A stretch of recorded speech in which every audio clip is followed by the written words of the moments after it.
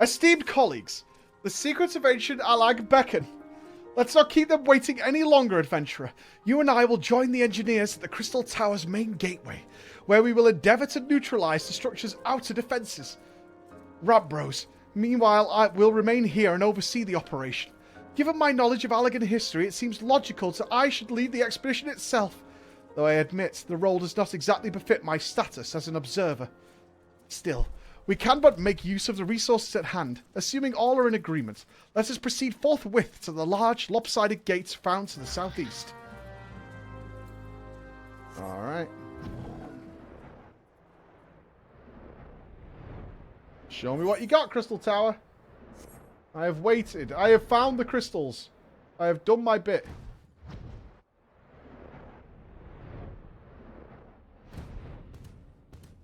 Is this a raid?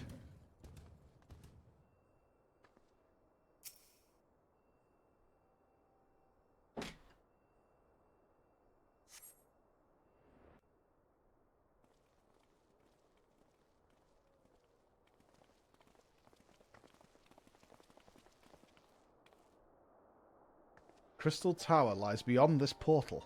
Now comes the interesting part.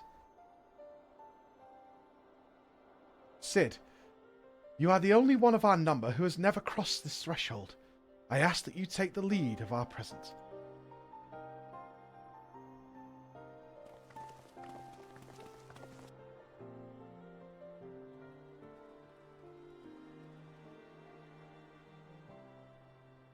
Pretty.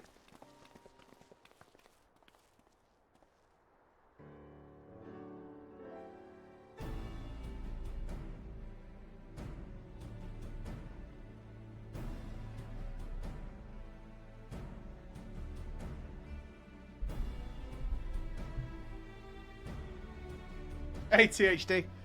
Gotta set up our wedding, man. I want the rewards.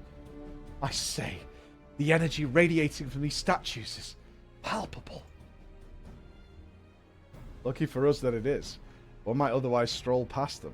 Feast your eyes on the elemental defenses which prompted our lengthy preparations. These sentinels prevent would-be intruders from advancing to within 20 yards of the tower's inner reaches.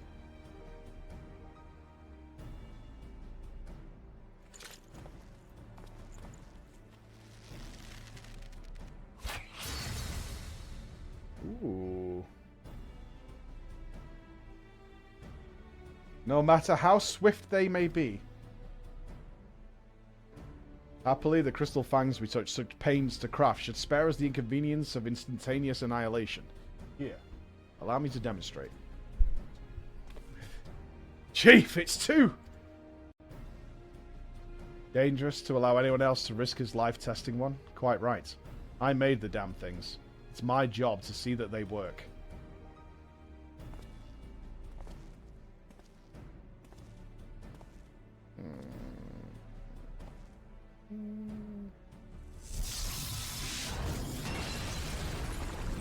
Jesus Christ, Sid.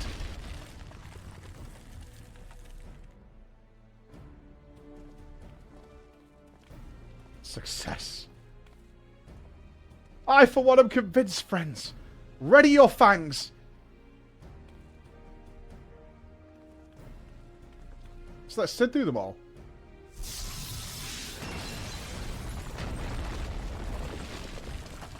Are we sure this is a good idea? I can't help but invoke the wisdom of the great Dr. Ian Malcolm. Just because we should stop and think. Just because we can, we should stop and think if we should.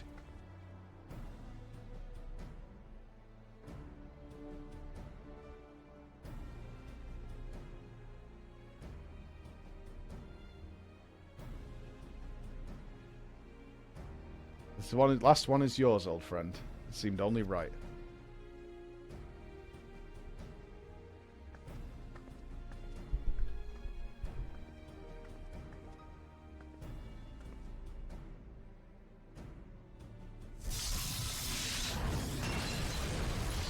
It's a terrible idea.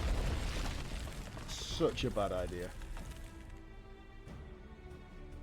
Great, we broke all the defenses down. For the enemy. Haha, we did it! So much for the outer defenses. Indeed, the entrance to the tower is near at hand. My blood fairly sings with anticipation. Speaking of blood, I have a proposal for the next stage of the expedition. I suggest we wait here while Flora and a hand-picked party of her adventuring companions enter the tower. What? Without us? I thought we came here to survey the entire structure. We did, and we will. But our investigations must proceed at a more measured pace. If the outside of the place is this well defended, can you imagine what awaits us inside? Only a true hero could reasonably hope to brave the hazards ahead and live to tell the tale. Floor here fits that description better than anyone else. And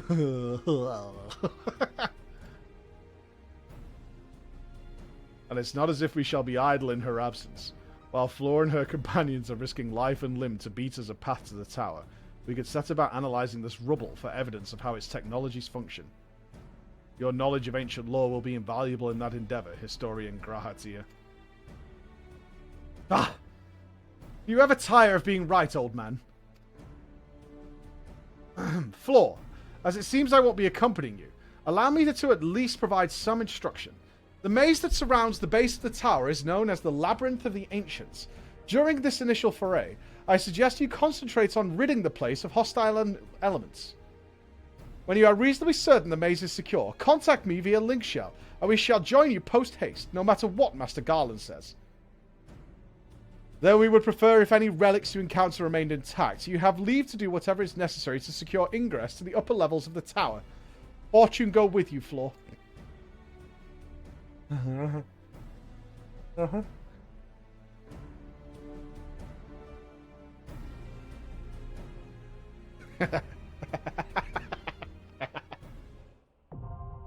Labyrinth of the Ancients is now accessible. Duties for alliances. Where does this appear?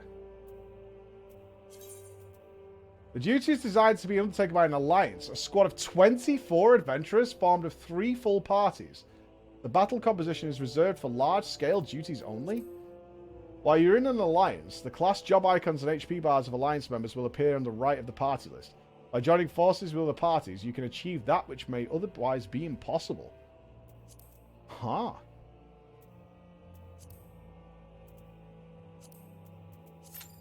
Maybe?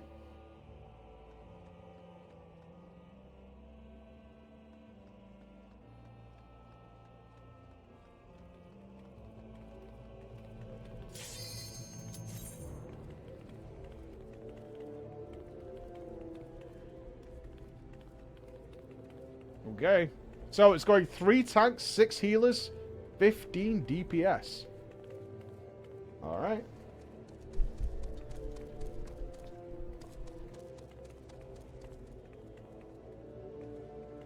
Well, this is story mode, right? Shouldn't be crazy.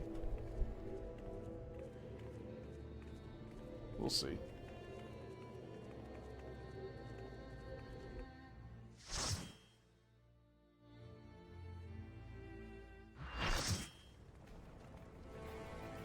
Dude! Oh, this is chill! Look at everyone!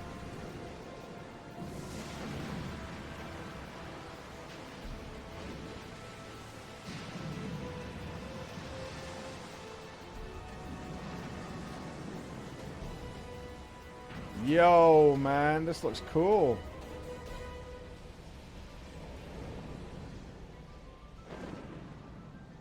Okay, I mean, we need a full MOG inspection, don't we? Ahoy! Checking. Oh, I like this Jester Harlequin outfit. That's really good. Actually, genuinely looks unimpressed. I like it. Man, everyone's so well dressed. You guys have put so much effort into your MOGs.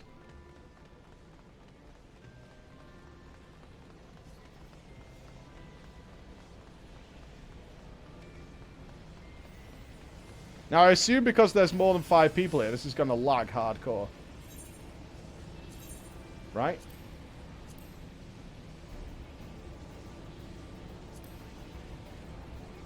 That's how it works. This reminds me of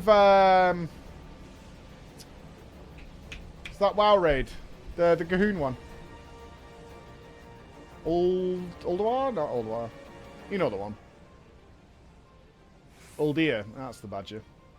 Doesn't it give an Uldir vibe? Oh shit, I've got 15 seconds. Ah! No!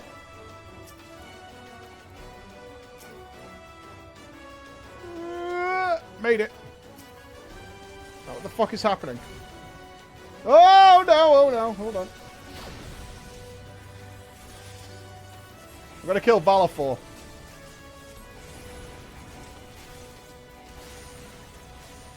What is this UI?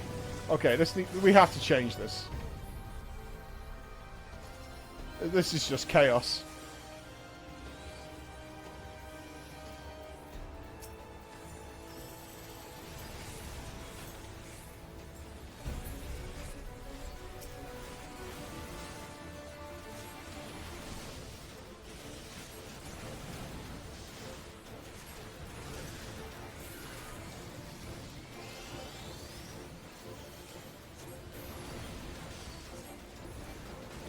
This is way too much.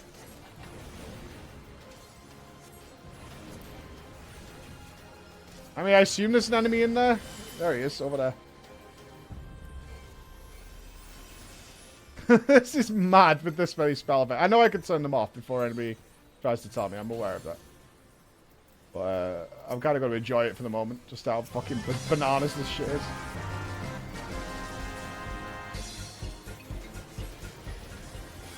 I only hit 2 there. Go again. Everything's melting. That's fine. I guess we don't stand in the purple.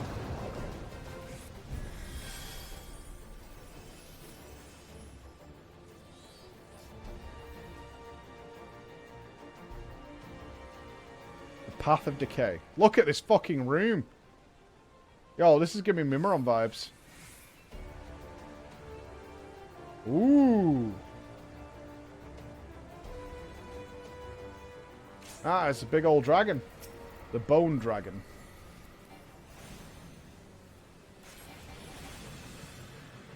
Oh, out of range.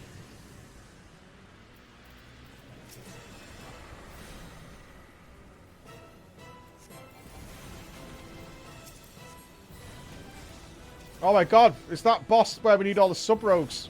Any sub-rogues? Mages, don't cast Frozen Orb.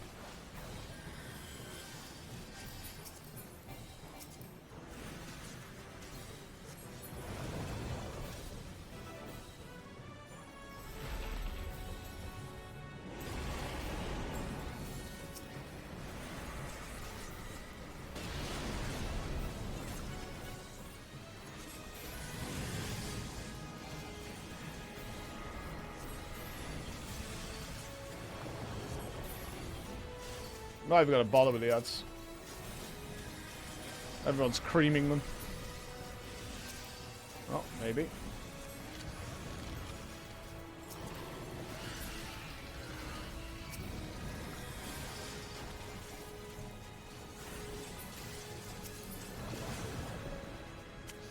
Alright, they cast a spell.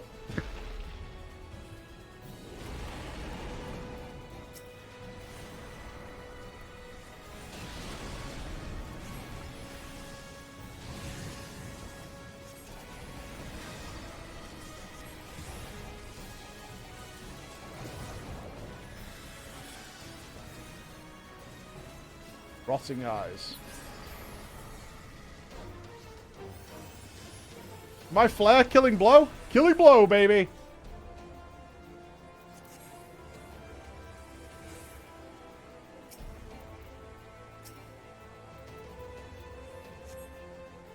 Only one item? Shortcut. What do you mean we don't have to run all the way back? Ruins the immersion, man.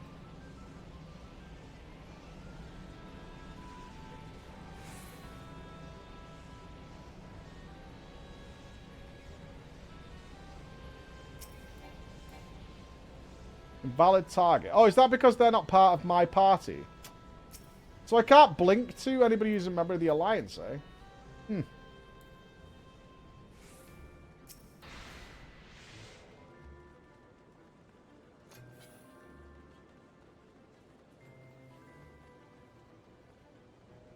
Oh, we've got markers.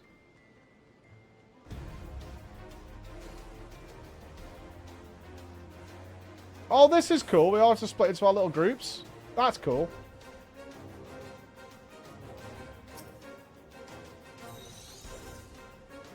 Oh, this is a cool idea.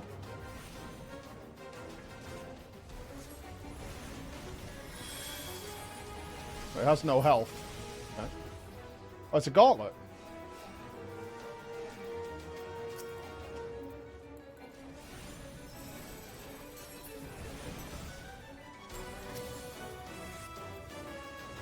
Can we just go and kill it?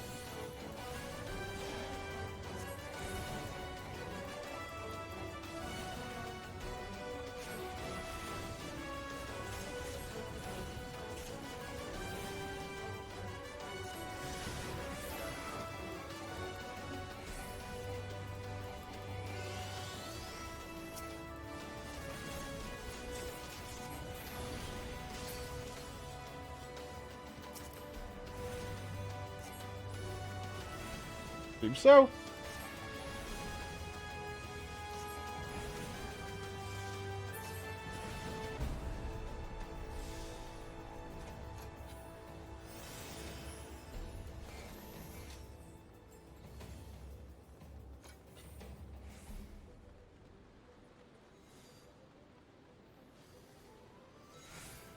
What is this? 3 portals, 3 groups. Ooh, chonker.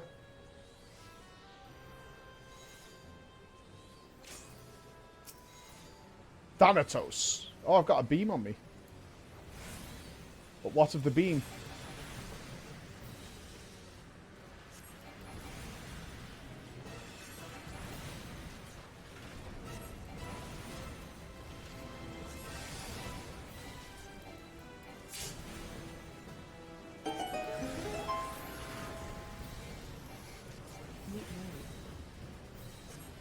Can I not stand on this floor?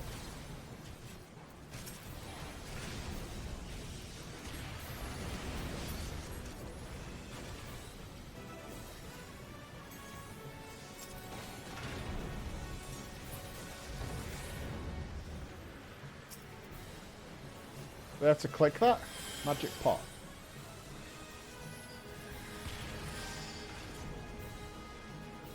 Nothing. Okay.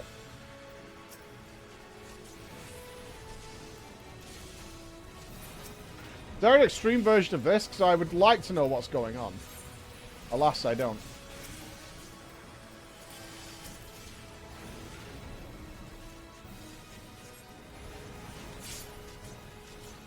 Maybe I should just nuke Thanatos.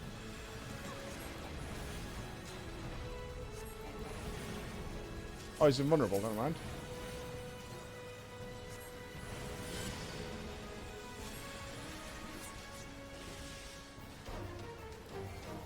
I don't know. Sure.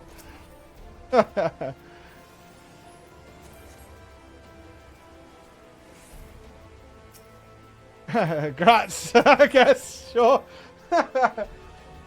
This is how people must feel in like LFR fucking like Cahoon and shit. Like, uh-huh. And then, yeah. Where's Alex? I need a Fat Boss guide. I'm getting loot, so and I didn't die. I assume I'm doing well. Yeah, you me.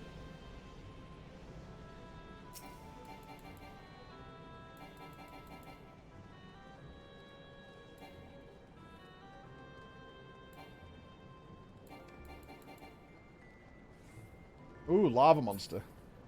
Oh. Wait, where'd everybody go? Ooh.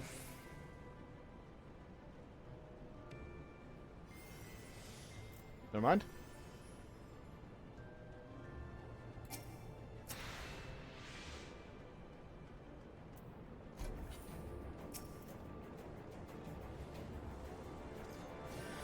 We seem to be the left squad. I will maintain my position as left squad.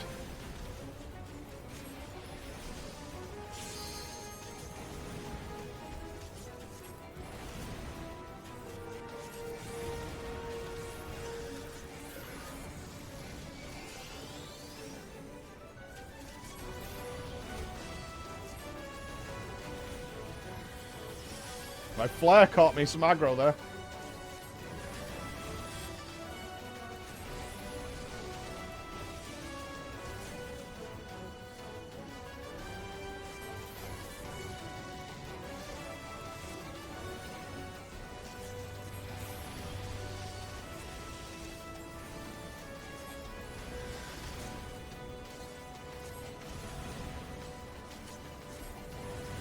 Or ignore the balloon. Just pump the deeps.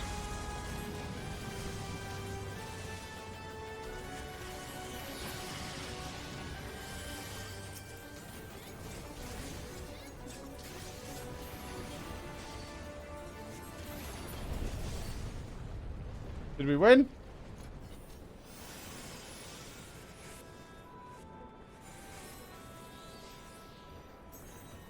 We won!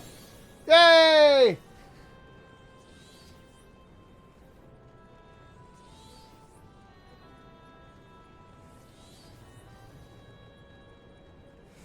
Yo, this model is fucking awesome.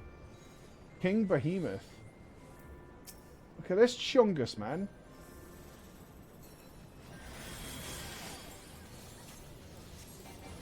Lightning floor?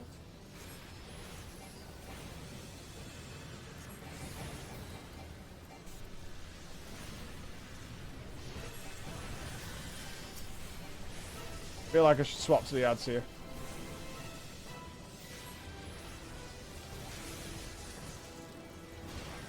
Kill the Iron Giant.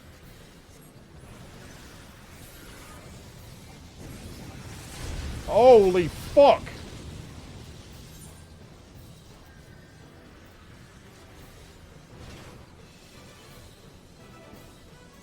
Well, there we go.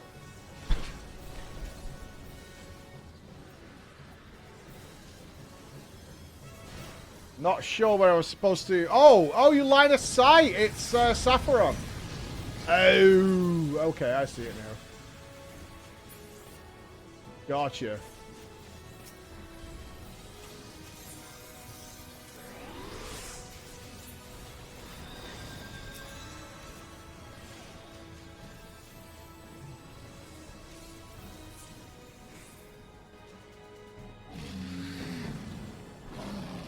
Have you tried not dying?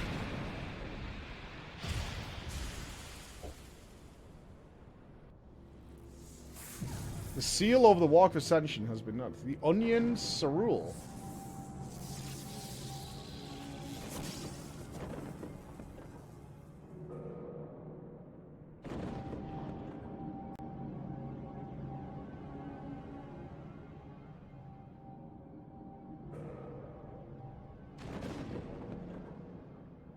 Big boss?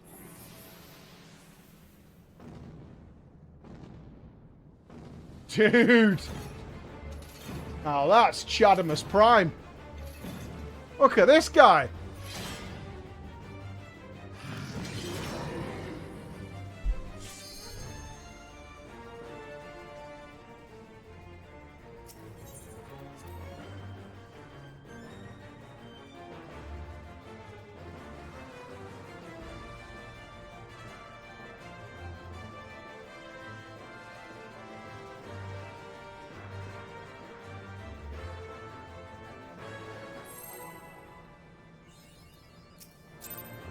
Phlegathon.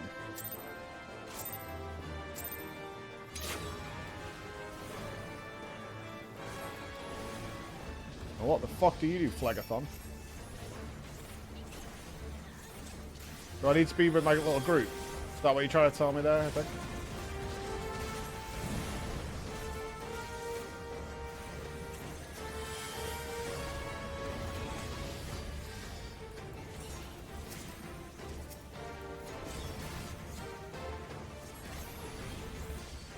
That looks bad.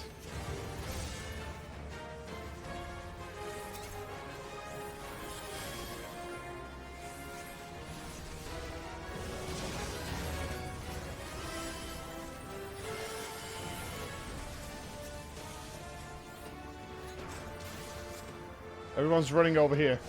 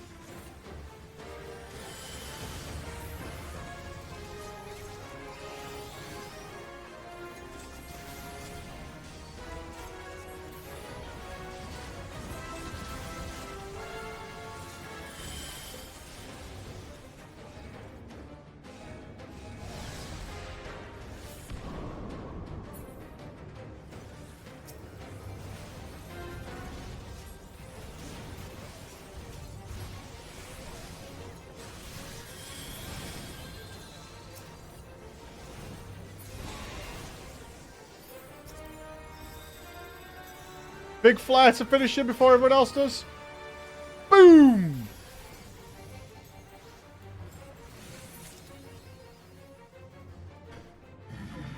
Easy!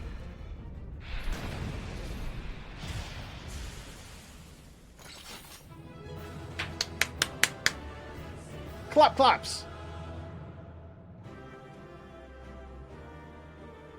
An Allergan Catalyst has been added to the loot list. A faded copy of Hubris.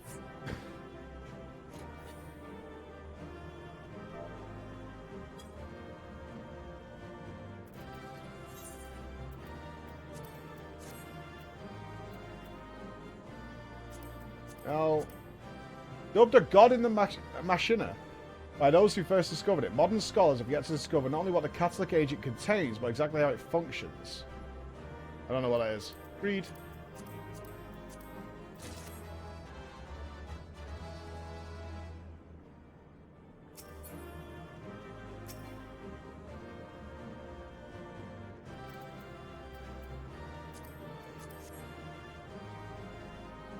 That's okay.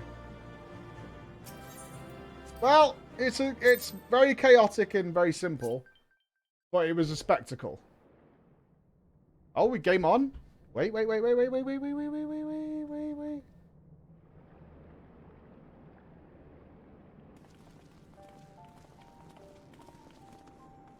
Oh, there, Flo. Call me a hoe. Very impressive, I must say. Your name shall be writ large in the volumes that are sure to be penned on this historic expedition. The scale of this structure defies comprehension. Someone plainly thought bigger was better.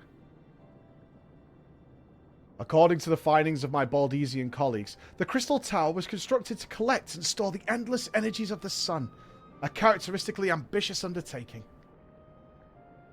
Now, what of the tower's inner defences? Judging by your haggard expression, clearing out the labyrinth was no small feat. Oh, it was a big fucking guy. He was all made of gold and shit. A giant man wielding a shimmering scimitar, you say? Yes, that will have been Phlegethon, not Archeron, Phlegethon. He was a hero of the Allergan Revolution. And he gleaned that from what exactly? His choice of weapon? Well, I am a historian, and I have a certain, shall we say, affinity for the lore of the Allergan Empire. It is, of course, all knowledge gleaned from those musty scrolls and tomes. The ancient texts claim the Crystal Tower is defended by the champions of Eld, resurrected and augmented through the Allergan's extraordinary technology. Chief, you need to see this.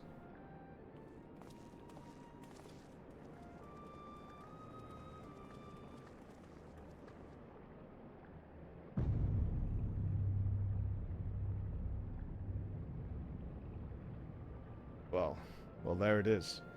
The foot of the tower. What surprises do you have in store for us, I wonder? Oh, right. This is another... Oh, I see. Oh. I can't tell you how glad I am to have you with us on this little jaunt, old friend. Had you not beaten a path through that maze, I very much doubt that we'd be standing here now. Well, we have much to discuss and digest.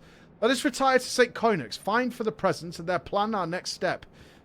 Lest there be any doubt, our expedition has some way to go yet.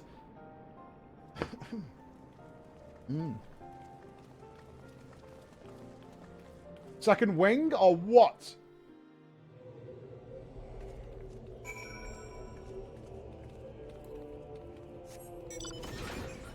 Onwards! Chumba-wumba, chumba-wumba, chumba-wumba. Robot coming through, coming through.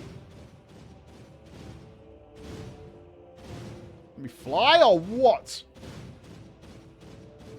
Any flyers?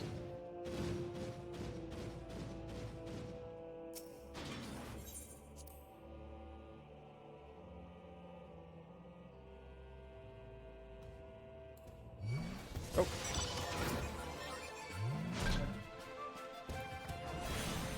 Really? Gigas Bukaki?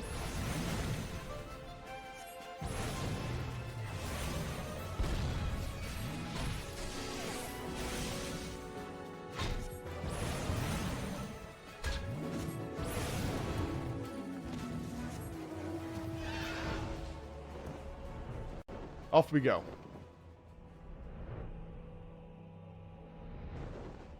Let me guess, we need 50 crystals to get into floor wing number 2. Am I wrong? And they all need their own special power. So good of you to join us, Floor. Our meeting would be dull indeed without a full account of your experiences in the labyrinth. Take a moment to collect yourself, and when you are ready, we shall debate how best to proceed. Oh, I wasn't egged! Where's my egg, chat? Egg check! Egg check! Come on now! Oh, more materia. Nice. The Fellowship of Noah being accounted for, it is time this assembly was called to order. Rembros will be presiding over the meeting. If you'll be so kind as to inform him of your readiness to proceed. Welcome back, Floor. I have been reading about your encounter in the Labyrinth of the Ancients. It pleases me greatly to note that you seem none the worse for the experience. For your reference, I have added my own notes to Graha's preliminary expedition report. I've begun compiling a Crystal Tower survey log. The information contained therein will be available to you at all times. Should you have any questions, you only need ask. Now, if there are no objections, I shall begin with a summary of the expedition's key accomplishments. Haste. I want haste. Gimme. More haste! In the course of this, our first foray into the grounds of the Crystal Tower, we succeeded in neutralizing the structure's outer defenses, before proceeding to secure the maze surrounding the base of the spire. According to Floor's account, the labyrinth defenses were most emphatically active. Disturbingly, her report also mentions a violent encounter with a sentry heavily augmented by Allagan technology. In short, our misgivings were well founded. The Crystal Tower was not simply thrust above ground by the chaotic shifting of Earth. It has somehow been reawoken. If, as seems increasingly likely, the Tower's secrets should prove too dangerous to share with the world, we will have no choice but to contain them. Short of leveling the place, this will almost certainly involve returning its mechanisms to a state of dormancy. To do that, however, we will first need to address the question of how they work, the answer to which must surely be waiting for us inside the tower itself. In conclusion, that is where we must go. A task rather easier said than done, if the perils of the labyrinth are any indication. Then I move that all further exploration of the tower be delayed until such time as an exhaustive analysis of the structure's defenses has been completed. Master Garland, may I entrust this task to you? It would be my pleasure. Don't forget about us. It's like you said, Chief. We founded the Ironworks to make sure that technology was used for the right reasons. And that means making sure it's not used for the wrong ones. We wouldn't want to be doing our jobs if we didn't see this through to the end. Lads, well, I hope you're ready for some back-breaking chores. Well, everything seems to be in hand here, so I shall take my leave of you of the present. If I'm to witness this valiant tale unfold with mine own eyes, I must needs hone my martial skills ere we ascend the spire. You'll do nothing of the sort, Graha. Your knowledge may prove useful to Master Garlon's investigation. As an observer, I am not, strictly speaking, subject to your authority. Pray, do not mistake my intent, Flor. I am well aware that I shall never be a match for one with your innate talents, however hard I train. But that is it may, pray do not allow your skills to rust from disuse during the coming pause. We will need you fighting fit for our subsequent forays as to prove as productive as this one. Mark me, we have not yet caught more than the briefest glimpse of what which time has obscured. Soon, however, we shall cast off the veil and gaze upon the glory of the Allagan Empire. And with that encouraging thought in mind, it is time to bring this assembly to a close. Let us all focus on the tasks at hand, that our expedition may begin all the sooner. Meeting adjourned, friends. Let's just go! Let's just go! Hooroo! Oh, hey up.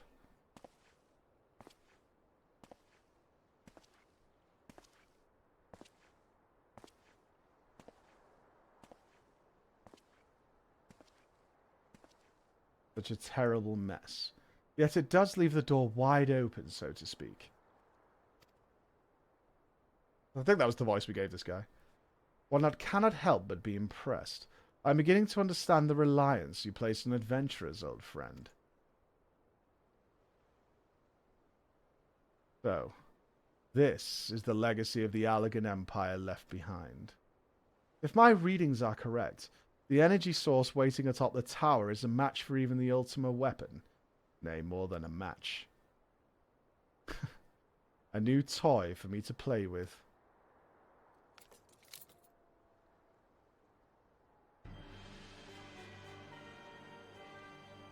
Oh, it is! It's Nero! I believe the fates had conspired to deny me my just rewards once again, but it would seem they had a greater destiny in mind for me. As long as my ambition burns, I shall strive to seize it. The dream lives on, Cid. Do not disappoint me. Oh, thank you, Jenny. I'm enjoying the shit out of it. I love the recurring characters, man. You know I'm really hoping to see, and I'm not asking if this happens. I swear to you, I'm not. That shit healer that we met earlier on. He was like, he let her husband die in the dungeon because he pulled too many mobs. I hope that shit healer turns up at some point. Right, Circus Tower. Yeah, only smiles, only smiles.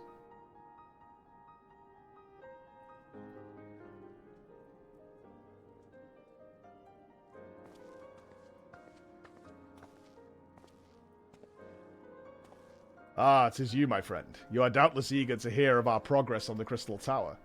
Uh-huh. Excellent. I'd be disappointed to hear otherwise. Of course, disappointed is the word of the day, I fear. I'm ashamed to say that there is nothing worthwhile to report. The suns continue to probe the labyrinth of the ancients, and every day brings new discoveries. Alas, the same could not be said of the Crystal Tower proper. We've not been able to set so much as a single foot inside. You'll recall how the 8 sentinels stood between us and the labyrinth initially. In like manner, the entryway to the principal spire, Circus Tower, the Allagans called it, is also protected by technology far more advanced than our own. Cid and I have tried every trick we know, but without success. Frankly speaking, we are at a loss. It is discouraging, but we cannot give up. There must be a way in. And so the situation stands, my friend. Until we gain entries to the tower, I fear your talents shan't avail us. It will require time that I am loath to waste, but I have a mind to set my people to scouring such ancient texts as we have on hand. Ooh, who's this? Who would join in at this point? It's got... I fucking know Thancred's going to turn up. Prick.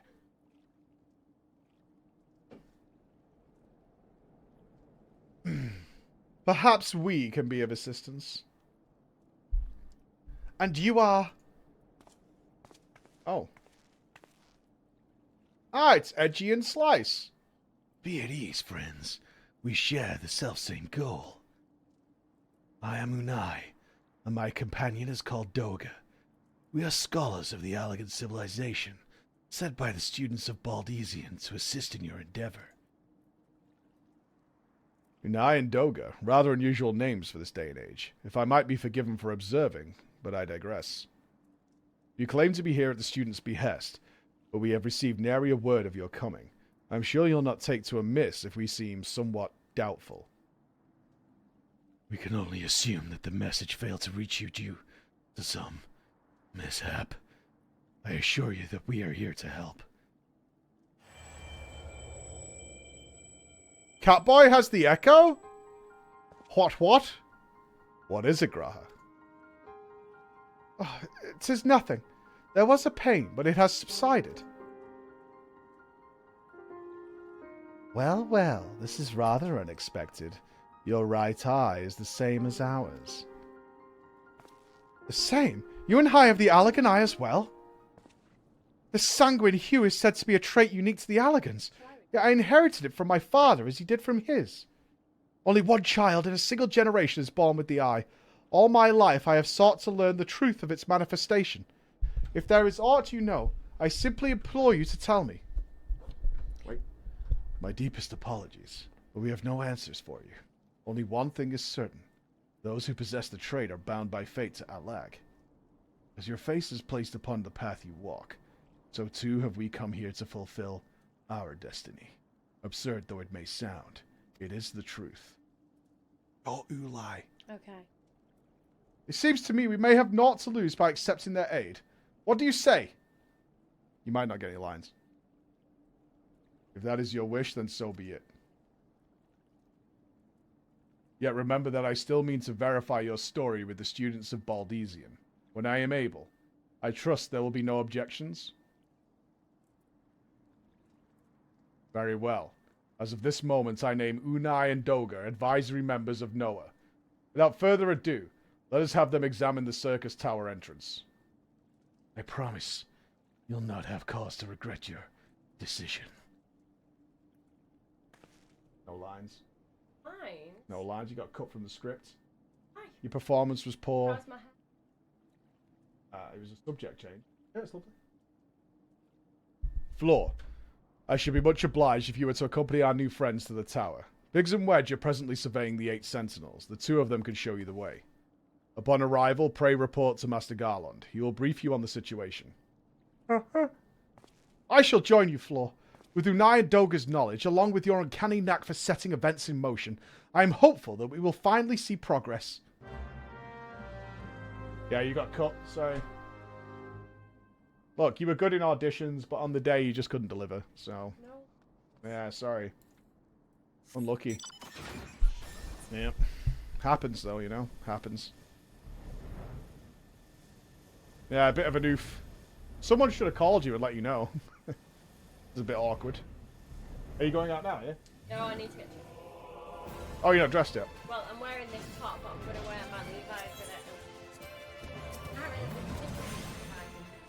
Why? So I'm going to have to put some on Who cares, you loser? get out of my car in Levi's high heels. I like the idea that you think that Levi's high heels is a message statement piece. Yeah, it is. It is, but I'm not doing it. It is. Slap him, Emma? No way! All my characters got saved in the scripts. All I'm saying.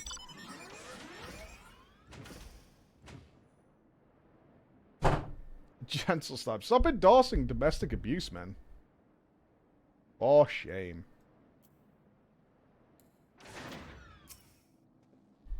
Well, if it isn't Floor, eager to enter Circus Tower and kill everything in sight, no doubt. As I'm sure you've already heard, though, the place is locked up tight as a clam. New friends from the students, you say? Excellent. It's been slow going, or rather, no going for the chief. He'll appreciate the help. You'll just follow me, I'll take you to him. In we go, guys. In we go.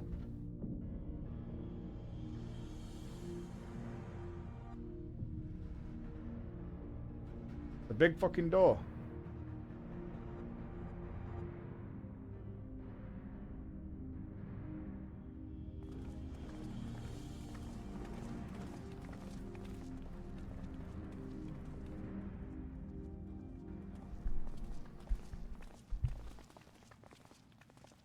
Ah, some old faces to lift the spirit. And a couple of new ones besides.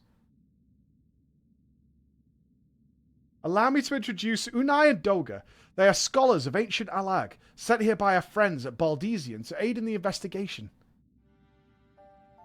We understand you're having trouble circumventing the tower's defenses.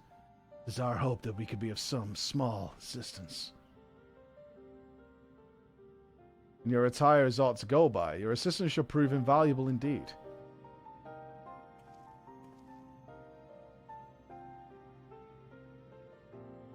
To begin with, let me tell you where we stand. Beyond rises Circus Tower, the principal spire of the structure collectively known as the Crystal Tower. The only way to get inside is through the proverbial front door, the imposing gate you see here. The problem is we can't get it to open. It's sealed by some mechanism whose workings are an utter mystery to us. Having had no success via the more orthodox methods, I went at it with everything from a pickaxe to a Magitech cannon. Nothing so much as put a scratch on it. For our blessing, the gate doesn't try to reduce us to ashes like the 8 Sentinels. That doesn't make it any less effective as a security measure. It's fiendishly frustrating in its simplicity. It's literally just a big fucking door. The only clue we have to this elaborate device carved upon it, a man and a woman, respectant, Allagan royalty by my judgment. Precisely who these individuals were we cannot say, nor do we know whether the device actually serves a purpose. Like as not, it is purely decorative.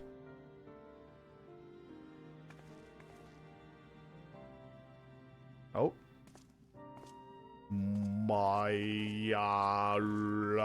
Open sesame.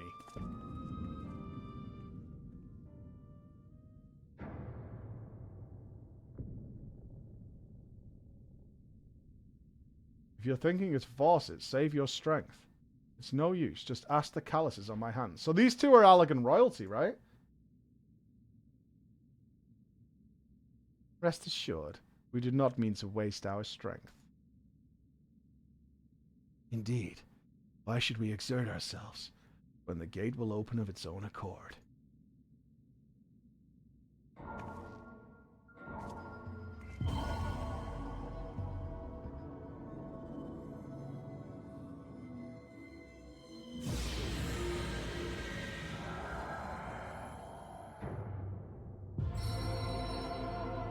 Oh, you needed to give it a high five.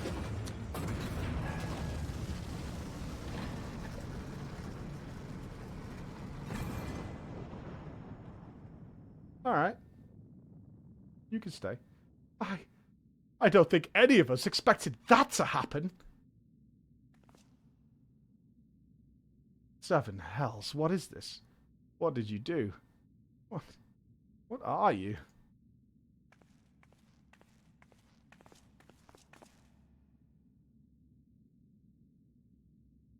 Piercing the heavens and gathering the light, a symbol of mankind's glory and might.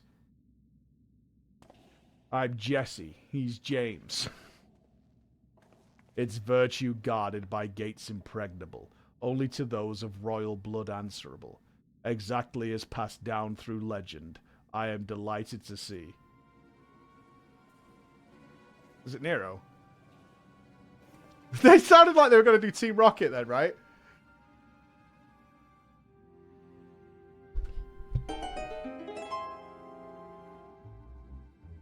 Beg pardons for interrupting your bewilderment.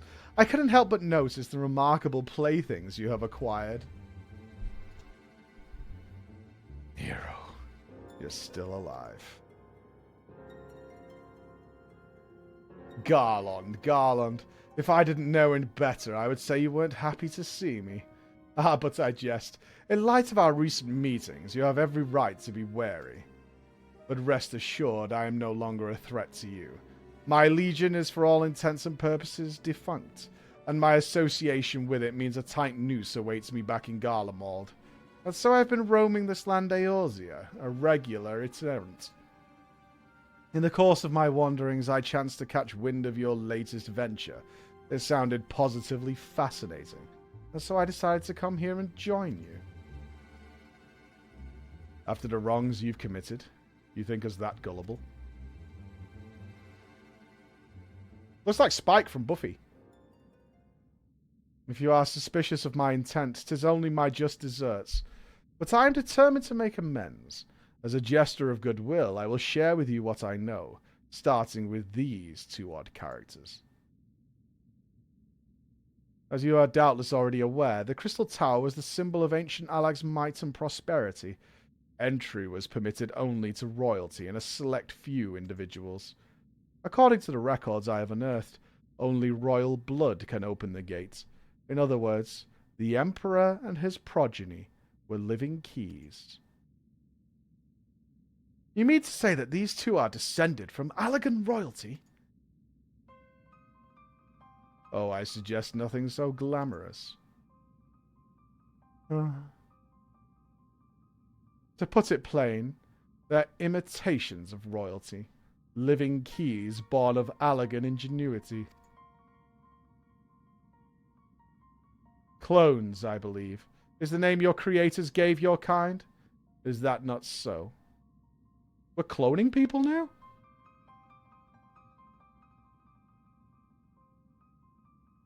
'Twould seem that the time for concealment is past.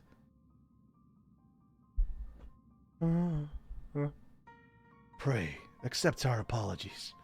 'Twas not our intent to deceive. We simply wish to avoid causing undue alarm by prematurely making what many would consider deranged claims. If it please you, let us return to the 8 Sentinels. There is much more to tell.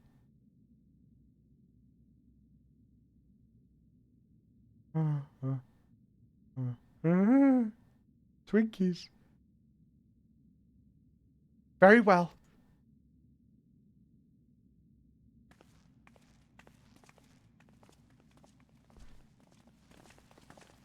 I'll go in here. 7 hells. Do you seriously mean to follow us around? Come, Garland. You know me better than that to think I have spoken jest. What more will it take for us to be reconciled? A gift, perhaps?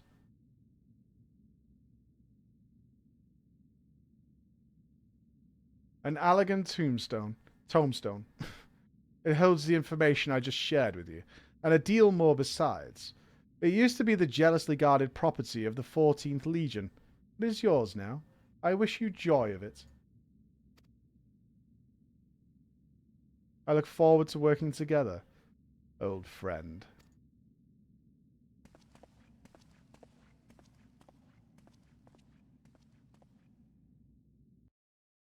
Okay. Have we unlocked it now, or what? We've opened the door, and now we've left the door open, and now we've left. If you're ready to listen, we shall tell you all, as it pertains closely to your investigation. Your leader, Rambrose, may wish to be present.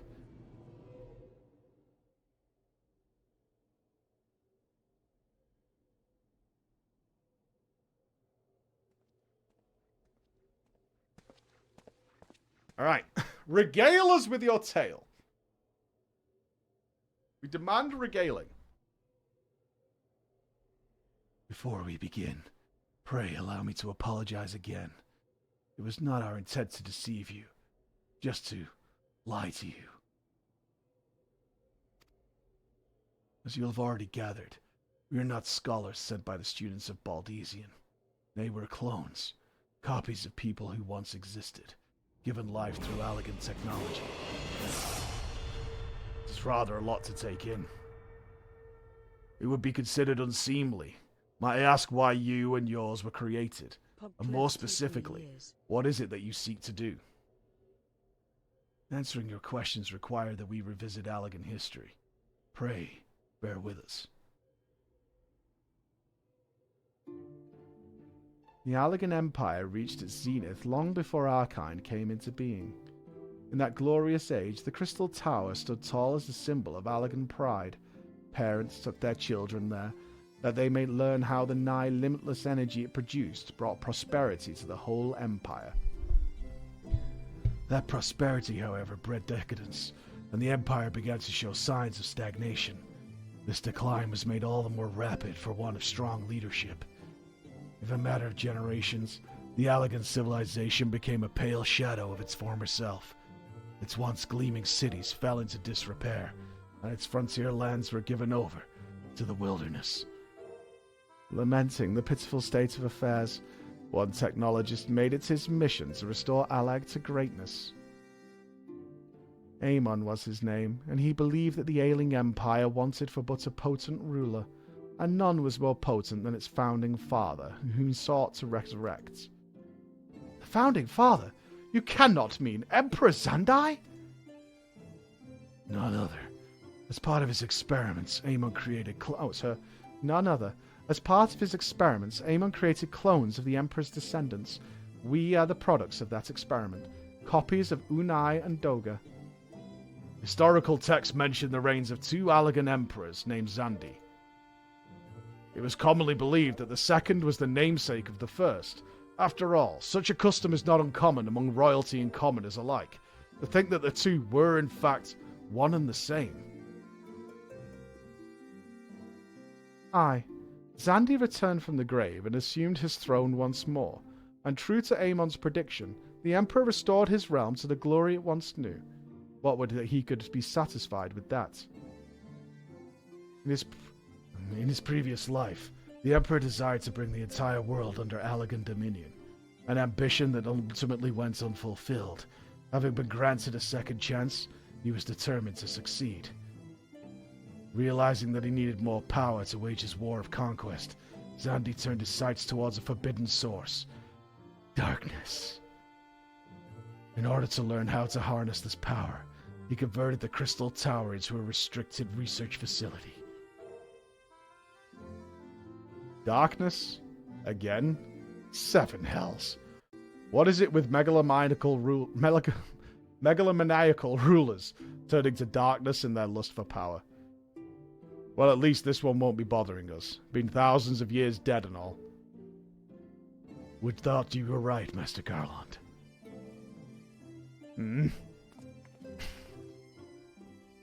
Alas, Emperor Zandi is very much alive. Within Circus Tower he still abides, his ambition burning all the more ardently for his empire's collapse. Megalomaniacal. I'm a megalomaniacal man. Wielding the power of darkness requires prodigious amounts of energy that not even the Crystal Tower could produce. In order to augment the shortfall, Dalamud was created and launched into the heavens.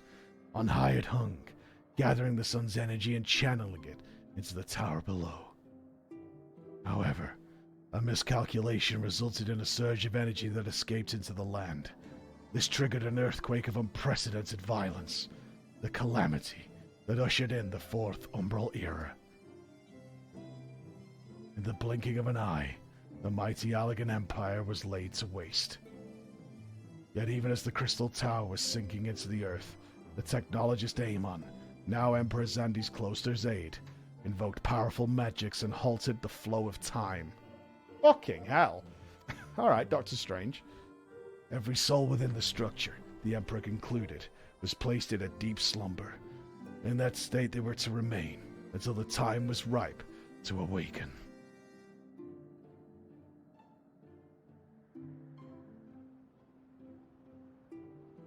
Eras came and went. Eras came and went. After millennia lying dormant, Dalamud was summoned back to the earth. Its descent triggered the Seventh Umbral Era calamity, in the wake of which the Crystal Tower re-emerged. At that moment, Emperor Zandi reawakened. In his lust for power, the Emperor consorted with darkness and was seduced by its corrupting influence. Even though his empire is now little more than a fading memory, he will stop at nothing to see his ambition realized. He looks well bored. He's been up there for eras.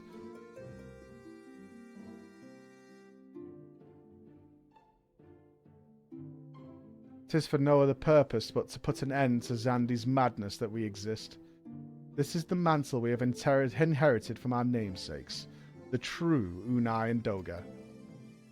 Fearing what might befall the world, the two of them sought to thwart their emperor. They gave unto us their will, that we might carry on their mission should they fail.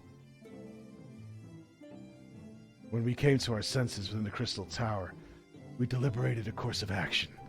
Concluding that we're alone could not overcome Xandi, we struck out to find a worthy ally. It has taken years, but our search is finally over. 'Tis no ordinary woman who can cut a path through the labyrinth of the ancients. With you as our champion, Floor Inspector, we are confident that we can end Xandi's dark ambition once and for all.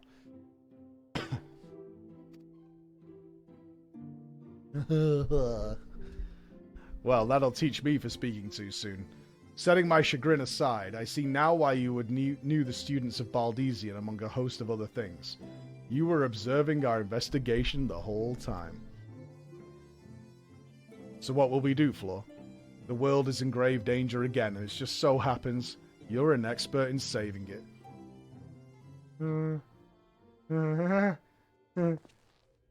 Yeah, let's kill everyone. You have our eternal gratitude. Together, let us see the Allagan's empire dark past laid to rest.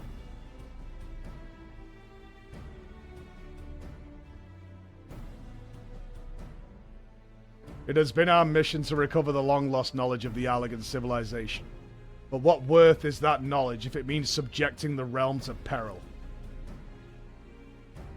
Truth be told, it pains me to think that the Tower's secrets may become lost to us, but the greater good must ever come first. Besides, no quantity of ancient relics can compare to our friends Unai and Doga, living, breathing Allagans. And so I hereby declare a change in Noah's objective.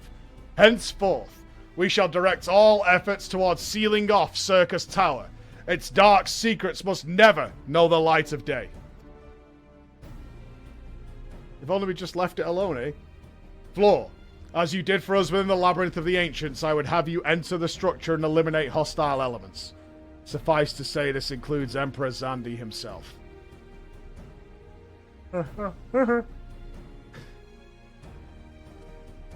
Meanwhile, the rest of us shall examine ways to isolate Circus Tower from the outside world.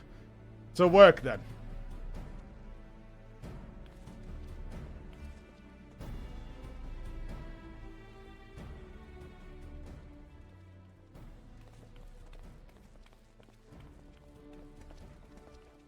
Fuck off, Nero, man. I can't believe everyone's just okay. Oh, no, Sid's like, dude. Look over here. Sid's giving him shit behind his back. Haha, Sid totally calling him out. Wait, there's something I must know. My right eye is like yours. Does this mean...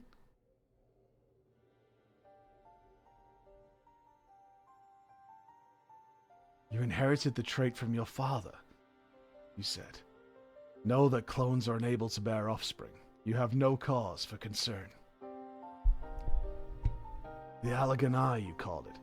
But to us it is the Royal Eye, owing to the fact that the trait manifests only in those possessed of royal blood.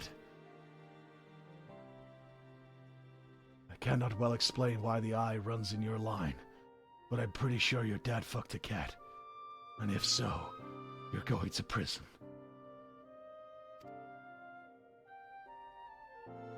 Though you are doubtless impatient to learn the truth, pray have patience. All will be revealed in due time.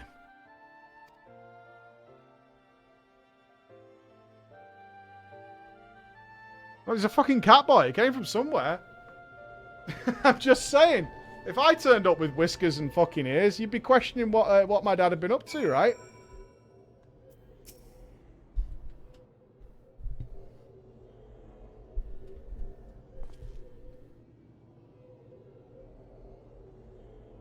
My apologies if I've given you cause to worry. I am quite well. I assure you, as you can appreciate, there has been much for me to think on. But now is the time for action, not idle thoughts. Circus Tower awaits us.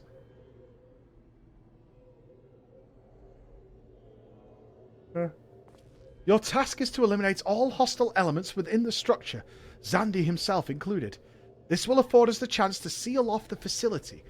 May the crystal grant you strength. This one. Okay, I go.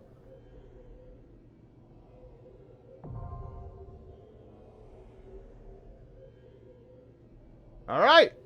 Is this another big raid? Let's rock and roll. Yeah, Circus Tower, PogChamp. Let's roll, team. And 3, 2, 1. Roll out. Let's see what we can get going. Oh, that man has a giant elephant. Sick. Bish bosh. Aww. Aww. We'll do the extremes on minimum mind level. I don't really care for these, like, big chaos raids, to be honest. Couldn't give a fuck. I don't really give a shit about it for these. For the extremes, 100%. But for these big old ones. Man, I have missed so many subs today. You guys are awesome. Ice Star, Tasty Draft, Cloud89, Jenny, Zalizo, Irene, Nismo, Magician, Revenine, Miss Cass, Yasir, everybody. Thank you all so much for today. I hope you're having a fun Friday. We do have drama starting in half an hour, so let's, I don't know how long this takes, actually. Yikers! We'll have to be complete ballers in here. You're fine, you're fine. So, Monday, we've got EVE Online tomorrow. We're going to be checking out EVE Online for our Saturday stream. Should be awesome. Monday, I think we go for the extremes. We've got Extreme Odin, Extreme Moogle the King, and Extreme Ifrit. So I think we go for Monday. EVE Online, yes. The people at EVE have asked us to check out their revamped new player experience from the perspective of somebody who's never played it. I have never played EVE Online. So tomorrow, we will be checking that out. So very excited.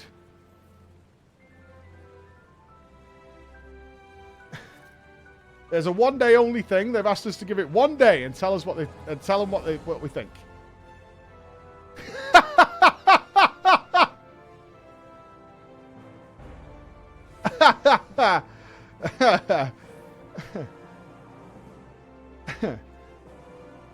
Oh wow! Oh man, I tell you what, I know these raids are all like all over the place, but they are such a fucking spectacle. Gather them up! AoE! Choo choo! Give me some thunder procs. You wouldn't. You wouldn't.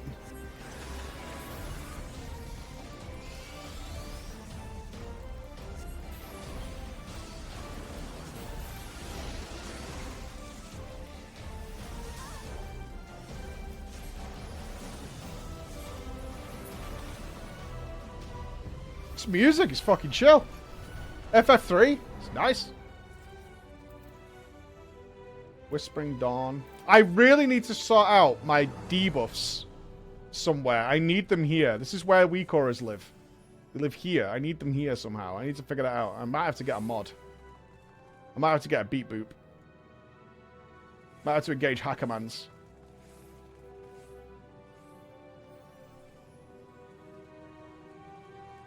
When I was getting that timed thing on Titan, I was having to, like, shimmy out of the group to see if it was on me. Whoa, what is this? Gigadog? Scylla. Is Scylla a Gigadog?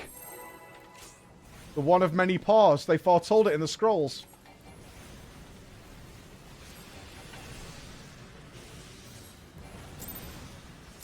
Oh, shit. Starting.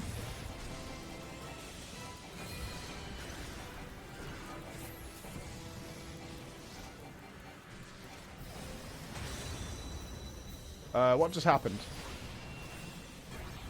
I don't know what just happened. Staff of Eldering. Should we not be, Woohoo, guys?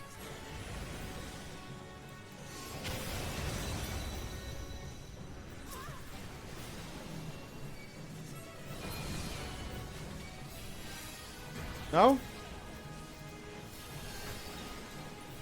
I'm frozen. Want to dispel? Uh-oh. Any dispellers? Someone cast freedom on me. Freedom? Can I get a freedom? I wanna buy a freedom. Thank you.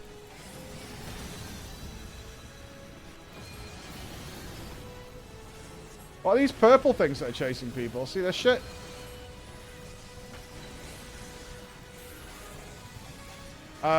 Do we need to hide? Ancient Flare. This killed us last time. Oh, what's standing this? Am I safe? Am I dead? Alright.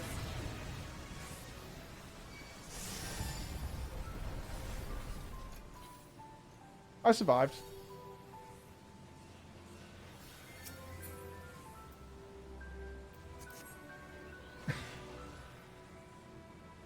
Water puddles. That makes sense. That makes sense. Last time we had to stand in a big shield. That's what I was looking for.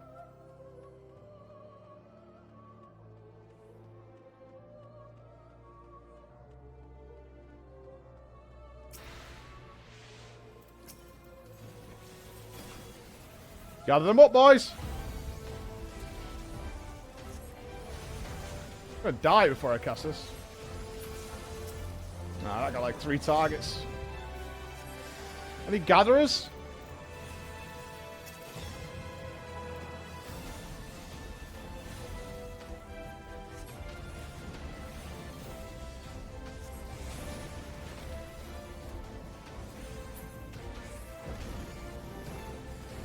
Another dragon. Well, no shortage of dragons here.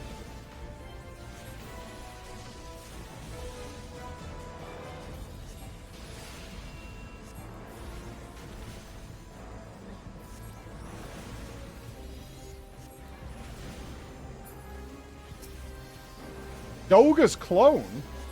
What?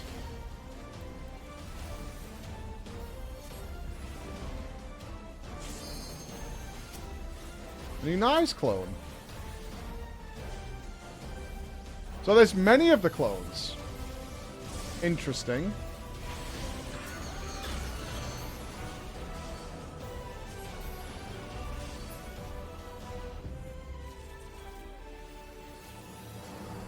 There are many, many clones. Wow, this place is beautiful.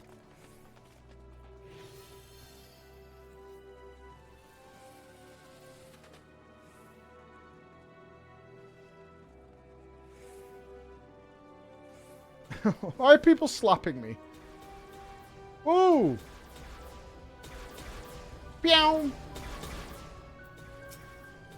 Glacier Labalos. Labalas. Any pullers?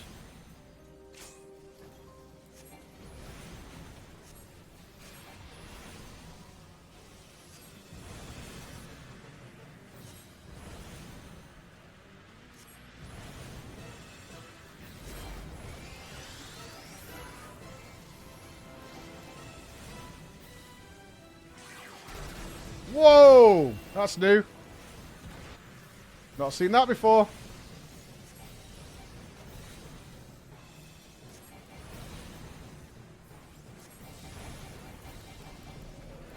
Vile utterance. Just a frontal.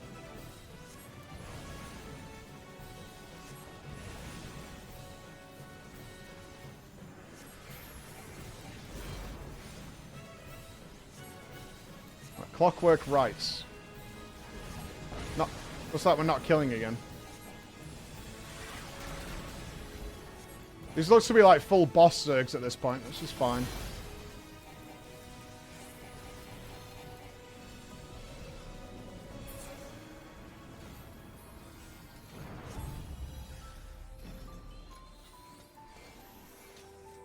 That's fine. Item level 100. Any needers? I'm a needer. I'm a needer.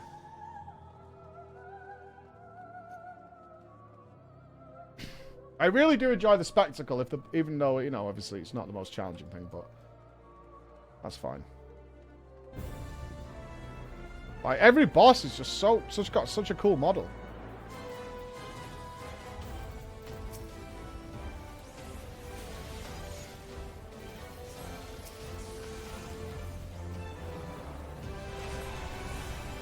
next to you.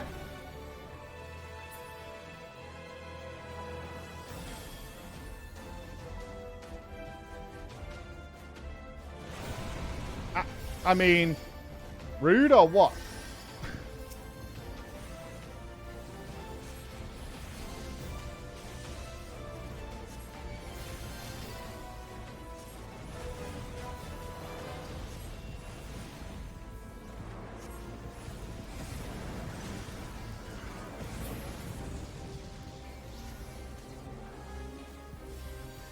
No, I don't want to do these up my item level because they're a bit all over the place as they are. But we'll be doing at least 3 extremes on Monday. And for that, we will be 100%.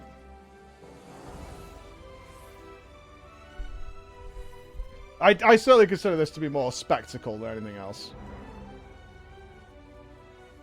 What the fuck is this?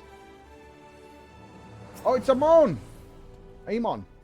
Man, he's badass. He's like a fabulous pirate. Like RuPaul's pirate.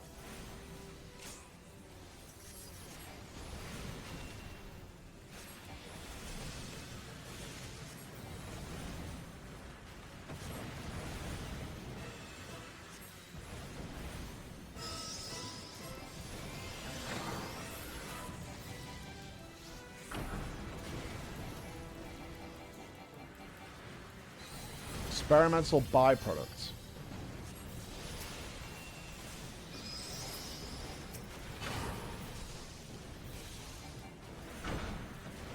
Cum.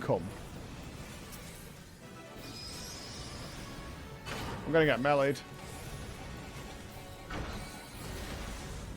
Yep, I have aggro.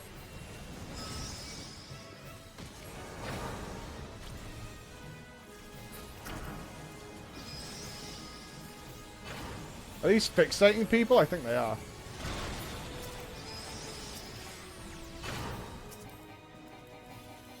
Maybe I should kill the comers. Can I get some mana back? Ooh. Thank you.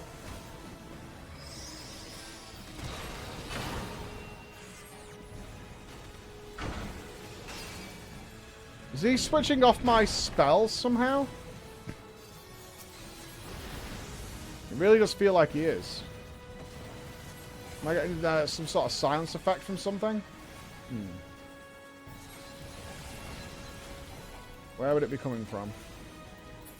Oh, we should help people, right? Can we DPS these? No?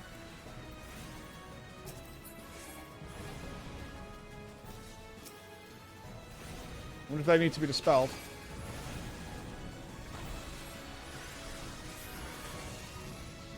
Oh! No. I see it.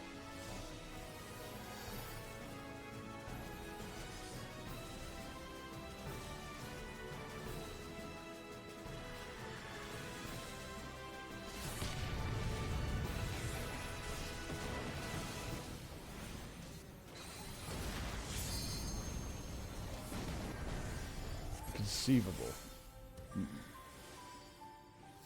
Well, it was the same mechanic that was in the last raid, so. Hey, you. Oh, you look lovely. Do you like them shoes? Do I look ready for dirty dancing? You do look ready for dirty dancing, yeah. Nobody's going to put you in a corner, that's guaranteed. Nobody's putting baby in a corner. Right, Exciting. Oh, you smell nice as well. I'm going to go pick the kids up. Yeah. Then I'm going to drop them off dead quick.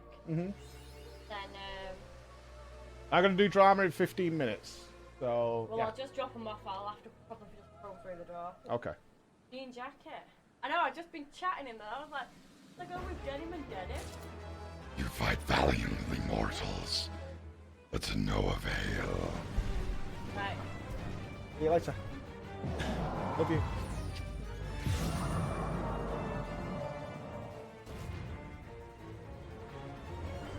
Absolute darkness draws nigh. Soon you will die.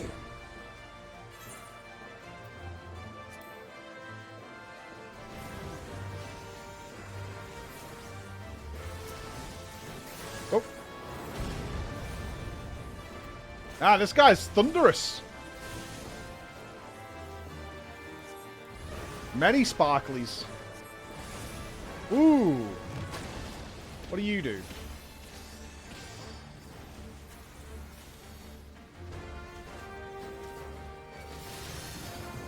Soaks? Is that a soak mechanic? Are we any soakers?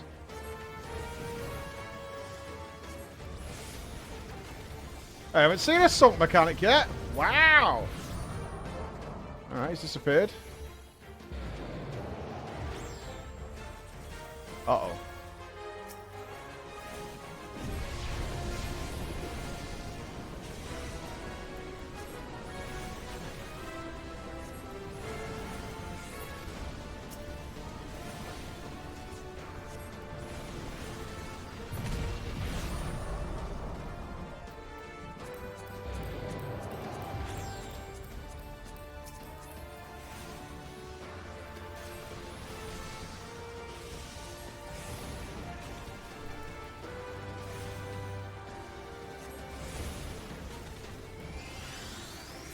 Ancient Quagmire.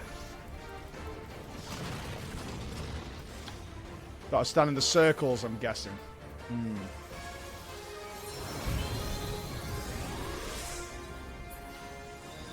Fair enough.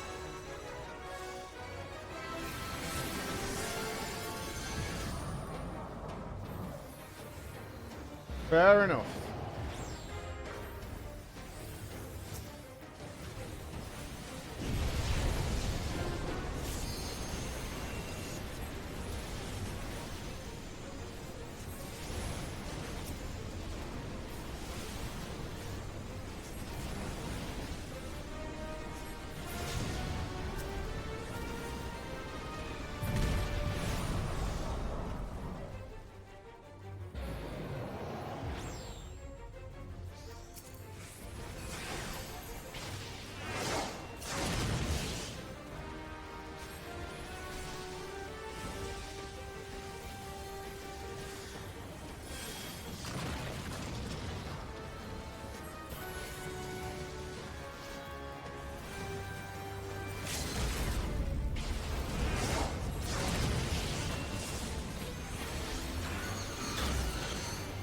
Not bad. Aura cannon. It's just a frontal. It's fine.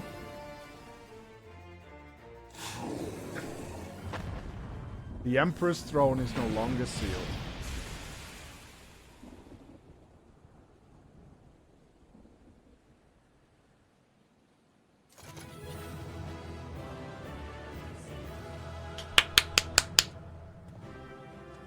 That was a cool finale boss.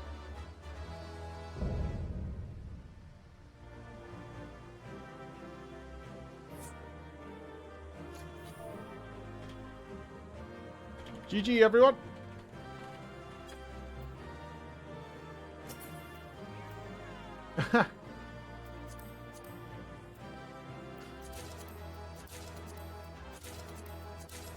I want all the things. Yeah, I'm the only one who needs these.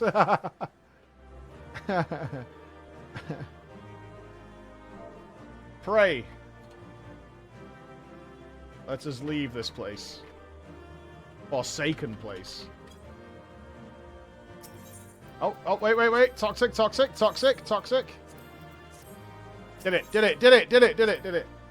it. I'm not toxic.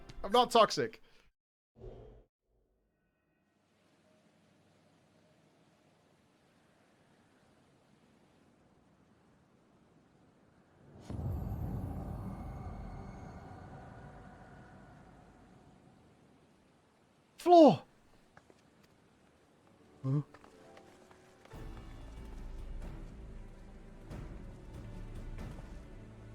You did it! You defeated Emperor Zandy!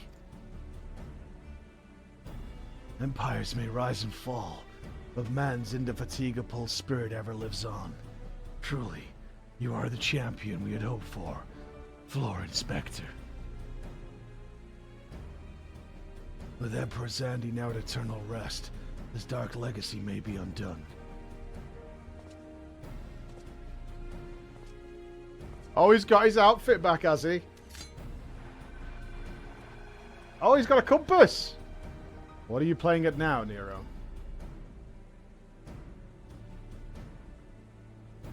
In case you haven't noticed, Garland, these are dangerous surroundings. Can a man be faulted for exercising due caution? At any rate, you needn't mind me. I'm perfectly capable of looking after myself. Go on and finish what you came to do. I sense this Nero guy's up to something, fellas. I tells you, he's up to something. There are two ways that we may seal off Circus Tower.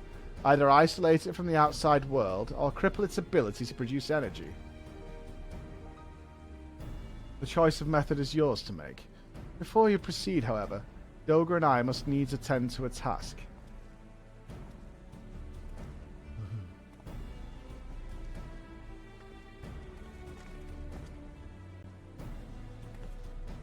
Oh shit.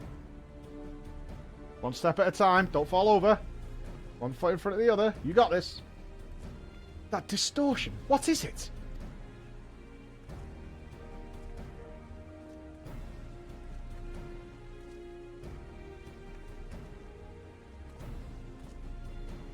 The power of Xandi sought to obtain comes from the void.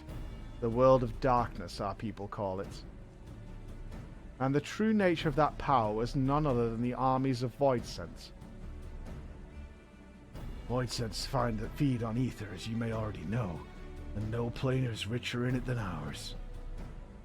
In exchange for their allegiance, Xandi entered into an unholy covenant. Oh, fuck, he joined a covenant! It all makes sense! He would open a gate through which the Void Sense could freely enter our world. The covenant, I'm afraid to say, was Ardenweald. However, being of the Emperor's lineage, and I believe we can leave the covenant. By his blood, Xandi sealed his dark pact. By our blood, it shall be undone. It is time. Yes, Doga. Finally, we may fill...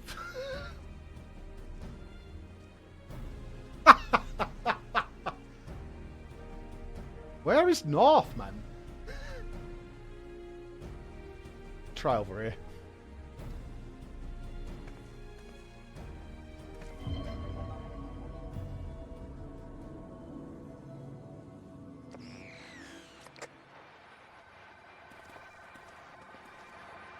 Come in, come in, come in.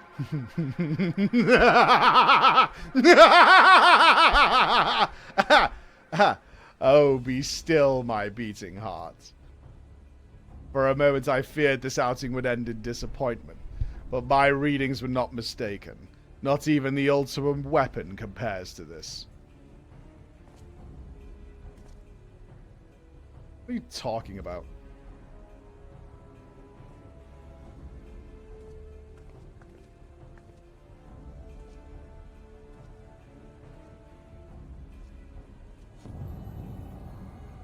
The Covenant is everlasting. Uh-oh.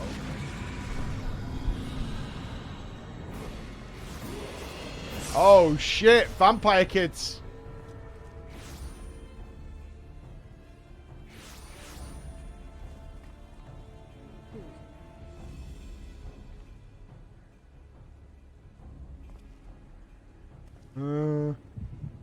Ow. Drama will be 5 minutes delayed. Sorry, team.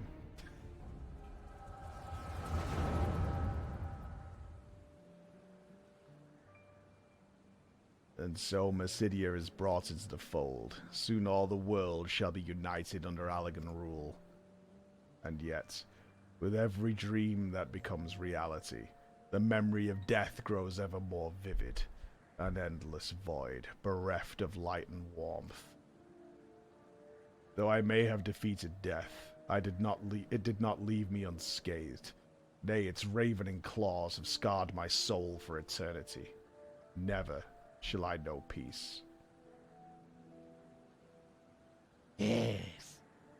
Beings without will, you cannot fathom my rage, my melancholy, my fear. What worth is wealth when power, when all must inevitably be consigned to nothingness?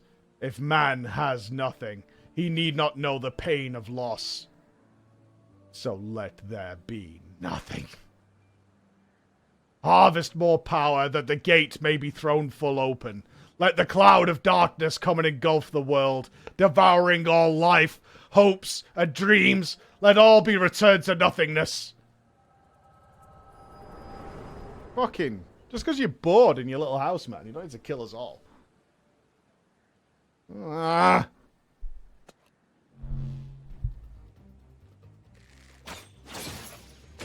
Wrecked, idiot.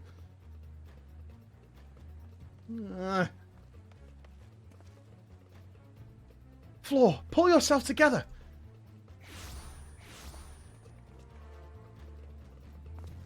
Is there no end to them? What in the seven hells is happening? Ow! Oh, not now, damn it!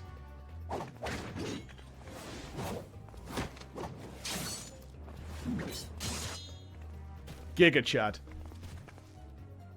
Did he blow him a kiss? He totally did. Sid just blew them a kiss.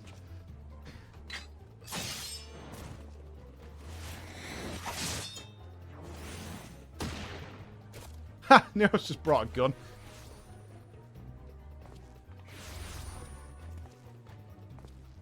Nero, were they part of your grand plan too? Save your japes, Garland. I did not put up with your arrogant face to play with worthless clones.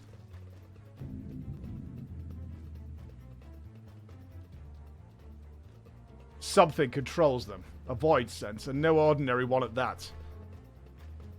Ogre. Oh no! He's about to become even edgier.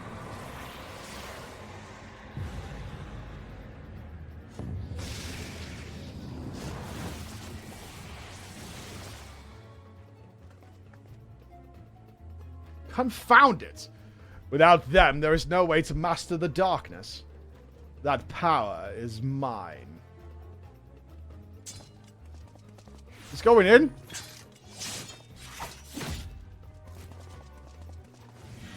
He's gonna jump into the enemy vag. Madman Nero. And that's it. They're off to World of Warcraft just like that. Nero.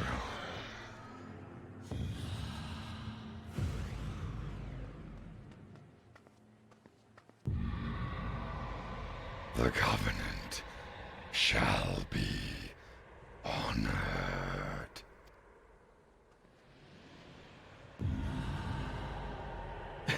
It is a cloud of darkness, okay.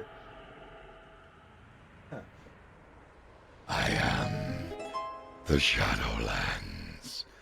I shall devour your light and return this world to the void.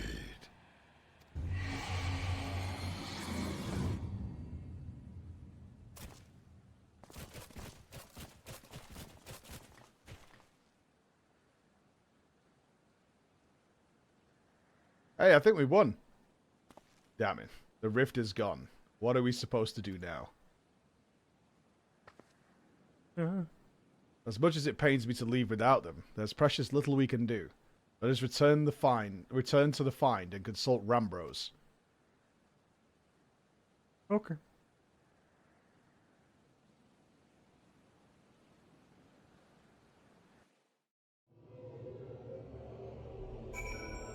Awesome!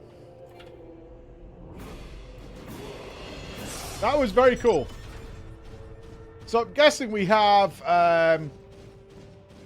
another alliance raid to do? Yes, drama time is in a minute. Shut up, man. We were in the middle of the darkness surviving. The void sent. The clones have been taken. Nero's off in a void batch. Just hold your fire, okay?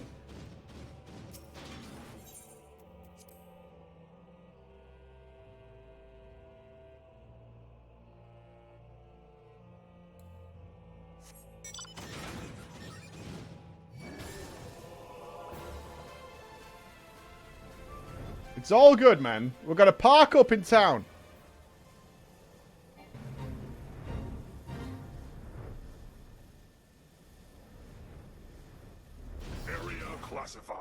Look, we'll get to Heaven's Sword, Heaven's Ward at some point, man. It'll happen. It will happen. We will get to Heaven's Ward. Believe me. All right. Beep boop. Copium? It's not copium. We will do it. I promise you. Can you change the title and whatnot, Bex? You'd be so kind. Why are we all caps? Yeah, it says caps lock is off. You lie! And my backspace isn't working. Hoo-hoo, keyboard! Looks like we're all caps today.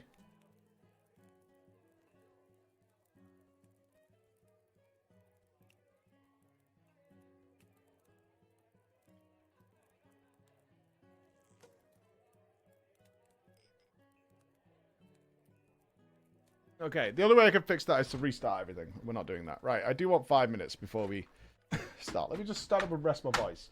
What stories have we got, Bex? Let me have a goosey. La la la la.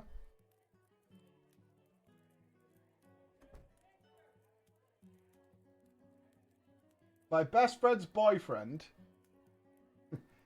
A girl whose best friend is a complete bitch, and her boyfriend are in the guild. Closer to God. Tracking the thief. But you really need to do Big Fish in a Small Pond. You'll really enjoy it. Okay. Yes, feel free to send in your Final Fantasy XIV dramas. Not a problem at all, guys. Not a problem. Not a problem at all. Get them sent in. More than welcome. We have done a few in the past already. Okay. Let me just make sure I'm all square here. What's it called? Big Fish, Small Pond. Checking.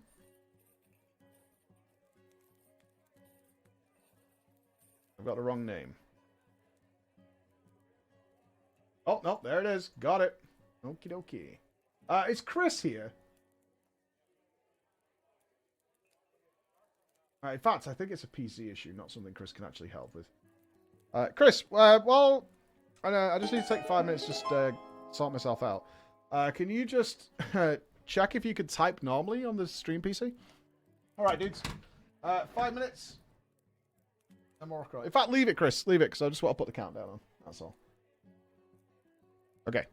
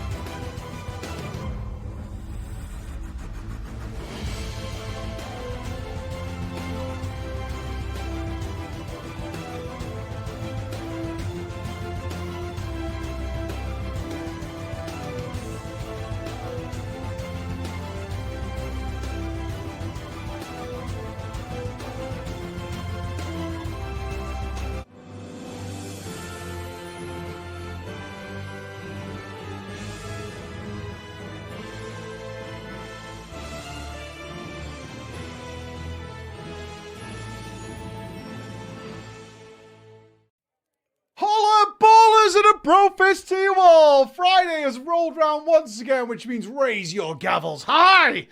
Raise them strong and raise them powerful, for drama time has descended on us once again. It is coming an hour early today. I have IRL obligations that are happening like midway through drama, but we should be fine for at least half an hour or so and get our show done. We're doing the full show today, but we're also welcomed by our wonderful new friends who have joined us via Twitch, who are wondering, what the fuck is even drama time? What is this thing? Well, all across the globe, and in fact for 9 long years now, from the entire history of the millions and millions of people who play online games, there are weird and wonderful people out there. Some people like to sweep floors no matter where certain people go. Some people like to ERP in a fashion which is just frankly bizarre. And some people like to screw each other over, regardless of their friendships they may have made in-game. And today we regale those tales. We relive those stories, not only for our entertainment, but as a warning. To serve as the red flags which will guide you on your purpose. To guide you on your path in order to avoid these kinds of situations. Hopefully, fingers crossed. And therefore have a much better online life than maybe you did beforehand. And through the power of drama time, we have, of course, steered many people in a correct direction. And sometimes it's been downright crazy. Sometimes fine. Yes, you can sign up for any game. We are more than happy to have Final Fantasy XIV. It's all about the celebration of the player. The players with their anonymity behind this wonderful device, where they hide behind this machine like this and turn into people that they would never ever be in the real world. That is how it exists, and that is how it goes, as you guys well know. Now, I will say this, my OBS is acting up insanely, so we should be in for a pretty wild ride. Everything will be in caps lock today. That is the way it is going to be. So, you know, here we go. It should be fine. So, our wonderful Bex, who goes through your stories that you have sent in, has suggested this one for today. Big fish in a small pond. Now, my inkling here is this is somebody who is a damn fine player who is maybe trapped in a nightmarish situation with not so damn fine players. A situation many of us have found ourselves in the past. There we go. Right. So, I have several names for this, but I do need, from our wonderful live audience, a guild name. All names in Drama Time are taken from the supporters from our website. And if you are a Twitch subscriber, you have access to all the stuff that is extra stuff on our website as well. It comes as part of your Twitch subscription. So feel free to go and check out PreachGaming.com. You'll find some behind-the-scenes stuff and all kinds of stuff like that. Right, we need Yumi, Patara. The caps lock is going to fill this up, isn't it? Glinky. I'm going to go with Glinky before I get your wonderful guild names. Flower. Mythic, Jen, and Jex. Oh, they fit in. Beautiful. The floor inspectors. Really? The sweepers. I prefer the sweepers rather than the mocking of me. The sweepers. So our first tale today is Big Fish in a Small Pond. It's not particularly... The sweepers isn't a particular... It's a bit edgy. It's got some edgy to it. So, for our newcomers and our old friends alike, let us dip in. Hello, Preacher, and the glorious men and women of Twitch, YouTube, Spotify, and elsewhere Drama Time can be found. And a very special hello to Bex, the wizard behind the curtain pulling all the gears and levers that make this amazing show possible, if she does. I hail from the good old United States of America, specifically from the most magical land that exists within the country, and expensive. I come from Florida. Oh, Jesus Christ. I've tuned into Twitch now and then, but being on the other side of the pond, I watch Drama Time and most Preach videos via the YouTube. After years of listening, I've decided to finally send in my tale, all about how a dick pic ruined the best guild on my server. Let us begin. Dick pics are terrible, man. There's no such thing as a good dick pic. Dicks are disgusting. They are. They're awkward fucking vicious looking things, man. They're terrible. Dick pics are the worst. They really are. Oh, man. Maybe it's just mine. Maybe mine's just like an obscene mess. Let's rewind the clock, shall we, ladies and gentlemen, to the action-packed end of World of Warcraft's Cataclysm expansion. After having led a raid team through the heroic Firelands, I took a break from hardcore raiding in Dragon Soul, instead choosing to experience raiding through the all-new, shiny LFR system. This would be my main way of raiding throughout Mists of Pandaria, as sadly most of my friends had quit the game, and I was a broke-ass college student with a very, very bad PC. God, so you got the double whammy of your raid falling apart, a shit PC, having no money, and Dragon Soul LFR. Son of a bitch. Coming into the start of Warlords of Draenor, I had built my own gaming PC and was ready to get back into super hardcore man mode raiding. Even the staunchest WoD haters have to admit that the promotional material for the expansion made it look really, really fucking good. So I power leveled to 90, mostly by skipping the garrison stuff at the start. I did my best to prepare for that very first day of raiding. Unfortunately, I didn't have a guild, which meant my very first run was a pug. Needless to say, after a single failed high maul run where we couldn't kill the Butcher on normal mode, and the otherwise lackluster endgame. Whoa, what's endgame is that? Yeah, okay. I was done right there with Warlords of Draenor. That's as far as you got. Really sad. That might have been the end of my WoW journey.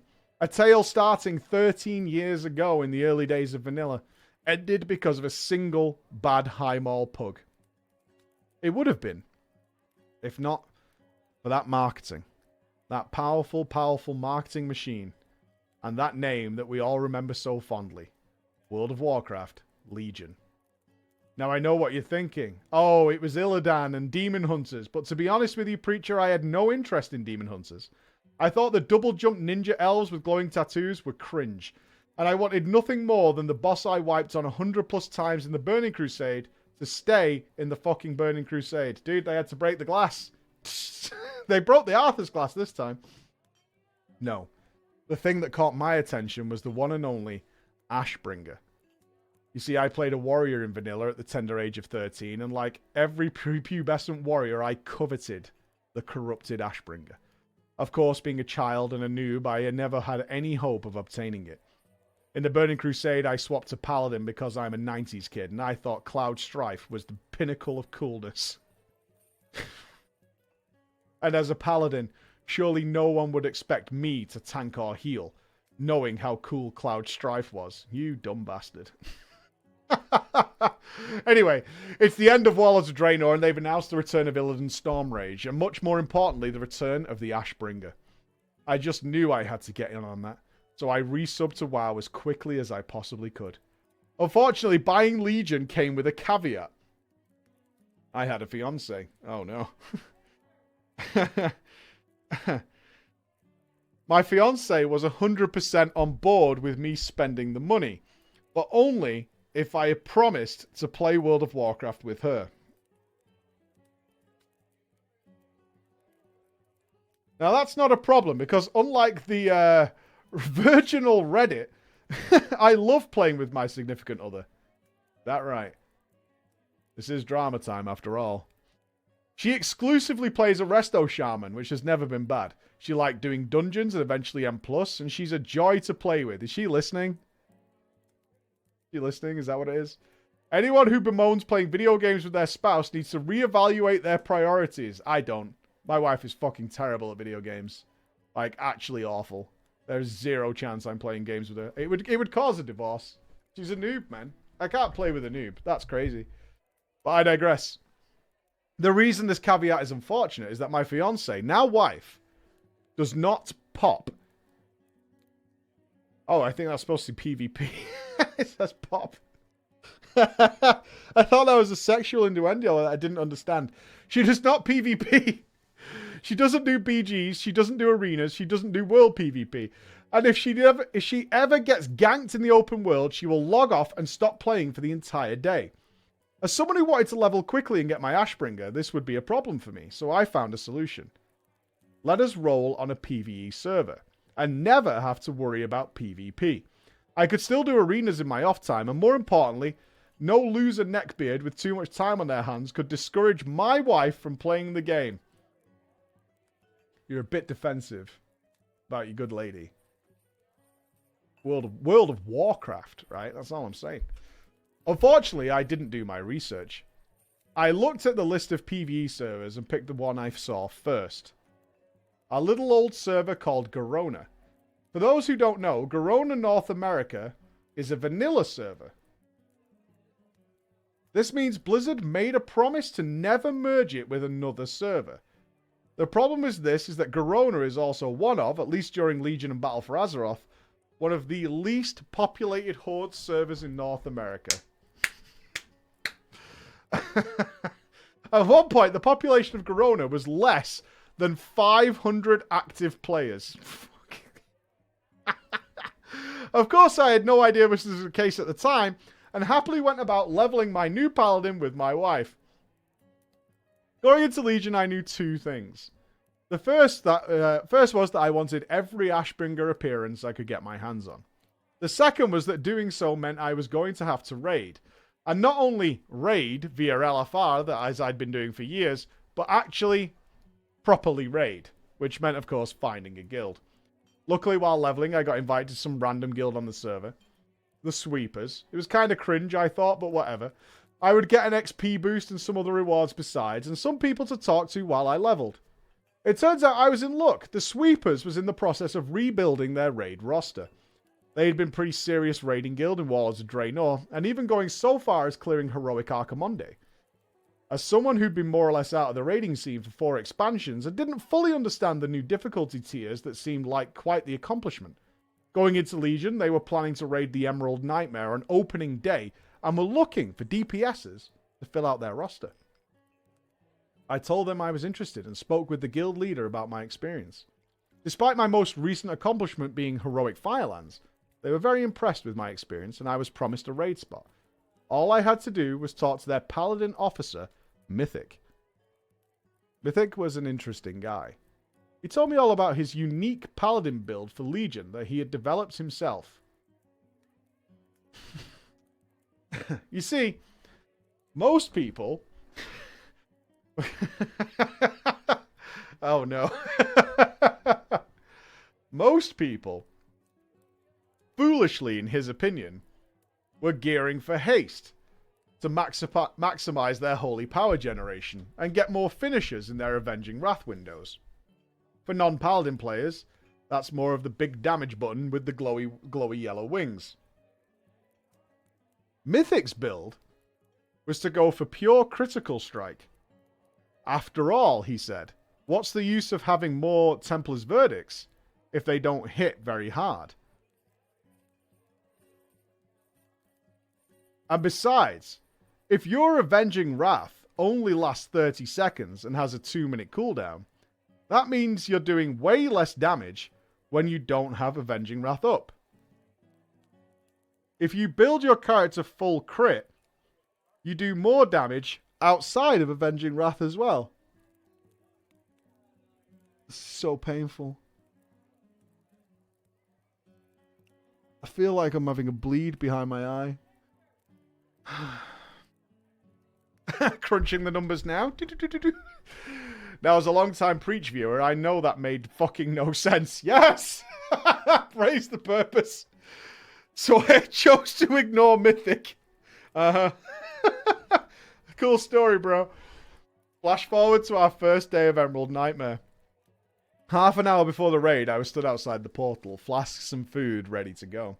I'd done a couple of mythics and a bunch of heroics, so while my item level wasn't crispy, it was respectable. Moreover, I'd done a ton of AP farming, and my Ashbringer was on point.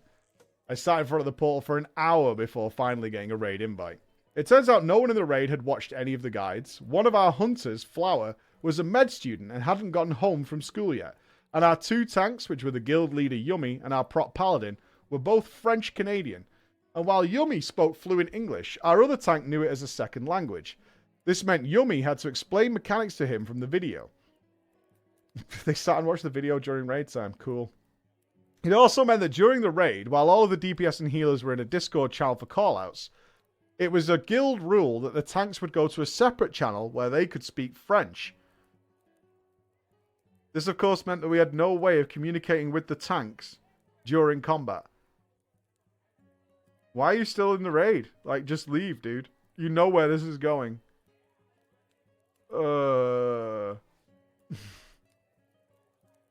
We finally got into the raid, though. But we're pushing forward, apparently. We're still... we're going for it. And got together where I noticed most of the other DPS didn't have flasks or food.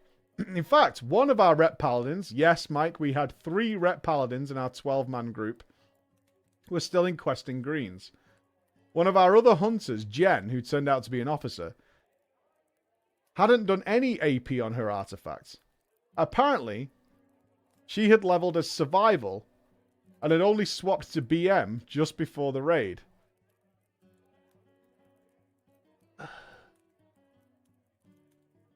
Oh, that hurts. That hurts. And I could just see there's a man in Scotland right now with a big smile on his fucking face. And he just said, she sounds cool, TBH. By some miracle, we killed Nithendra after only 2 wipes. With literally 3 seconds on the enrage timer, I felt pretty good about it. I'd survived the entire fight on all 3 pulls and my DPS was respectable. Immediately after the pull, Mythic whispered me, you know, you did pretty well there. But your DPS would be higher if you tried my build. With your gear, you're really holding us back, playing that silly flavor of the month math build. It's a math build. That is now in my lexicon forever. I'm going to play the math build. What build are you playing? Math build. Math build. I didn't have it in me to mention that Mythic was in full Mythic 0 gear and I only had 1 or 2 pieces. I could have easily pointed out that by item level, my pass on all 3 pulls was way better than his.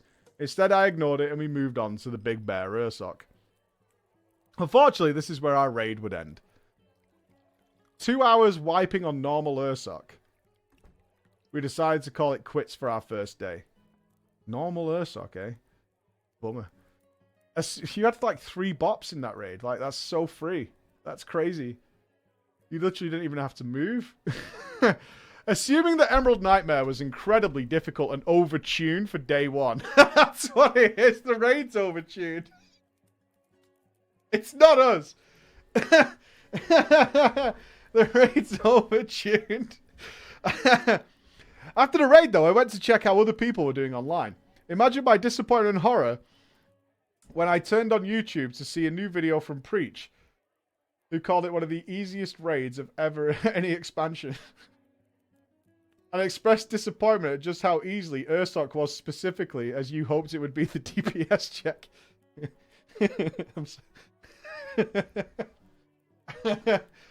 Fine, I thought. Clearly Preach just plays at a much higher level. Fucking right, dude. And I'm sure after another week of mythic grinding, we'll get it.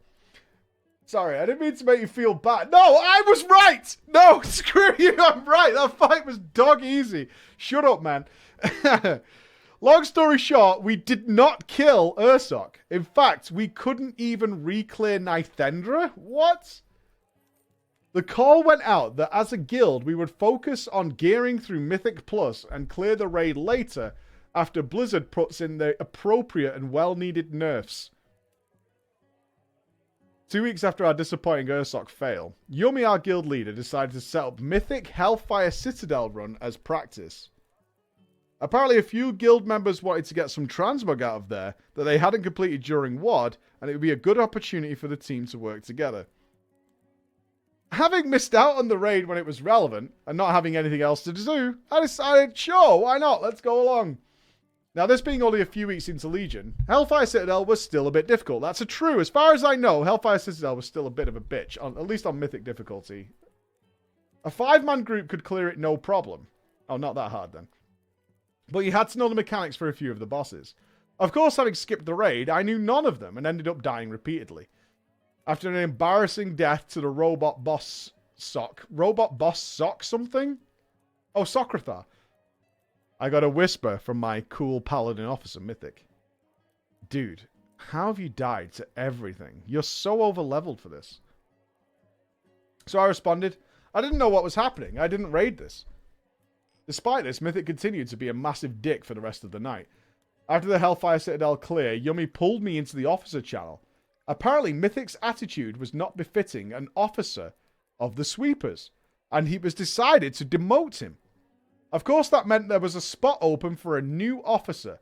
And isn't there 12 people in your raid team? How many officers do you guys have? And they wanted me to fill the space. Apparently, my credentials and dedication to the raid team were enough to warrant a promotion. Now, I'm not an idiot. At this point, I knew This is not a particularly good guild. But I liked the people. And truthfully, I had been raiding on the side with a friends guild on another server, so that itch was being scratched. I decided to take the officer position with a pledge to use my knowledge and experience to boost our raid team and make them the best they could be. Going into Nighthold with the help of Yumi and her co-GM boyfriend Patira, we had gotten at least 6 members of the raid team up to what I would describe as passable gear levels. The other half of our raid team, including myself, have been doing pug raids on the side to gear up. I'd also geared a few of my alts specifically so that I could help people with their class.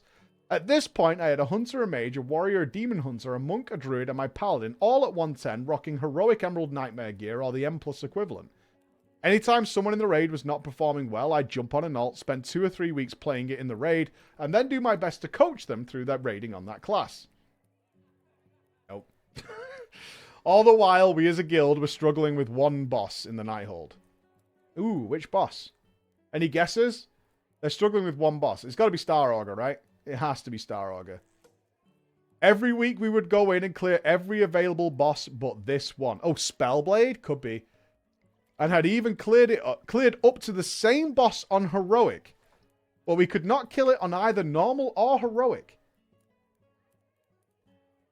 It's got to be Star Augur. Got to be. A boss that's blocking... Oh, Botanist? Botanist Heroic I can understand. Botanist normal? I don't think so. Maybe? We clocked in over 200 wipes to this boss. And spent at least 2 hours every week on it for 4 months. The boss? Spellblade Allurial. Couldn't kill it on normal either. Spellblade Allurial was the ultimate cook of our raid team. We just could not do it. Every week we would clear up to Spellblade and then sneak around her to do Tichondrius. The bridge guy, the star guy, and the guard. You can kill Botanist, but not Spellblade? We had very few issues with any of these bosses, but we could not kill Spellblade. Communication was the big issue. Our tanks were still in a separate... Oh, of course. I mean... Woe betide me to forget that your tanks aren't even in comms with you. Our tanks were still in a separate Discord channel from the rest of the raid. 3 of our raiders were very open about not paying attention in the fight, choosing to watch Netflix instead. Oh, I don't know who would do that. That's terrible. One of these players was the other rep paladin, whom I'd attempted to help many, many times.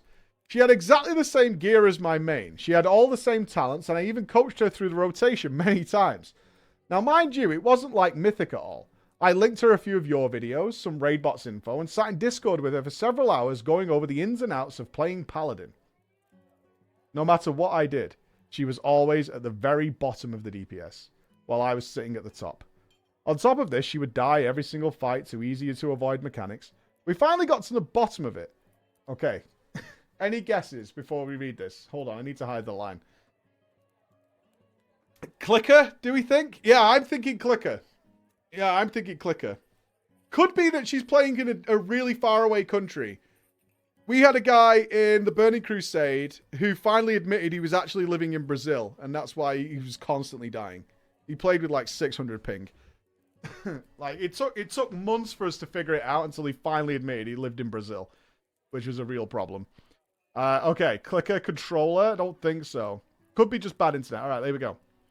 We finally got to the bottom of it when she mentioned that our raid times were now a problem because they took place at...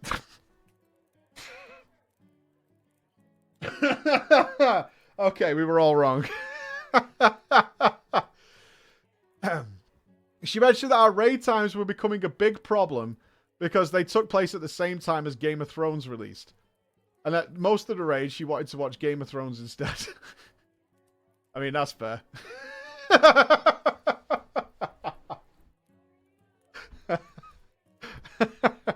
I mean, watch it later, right?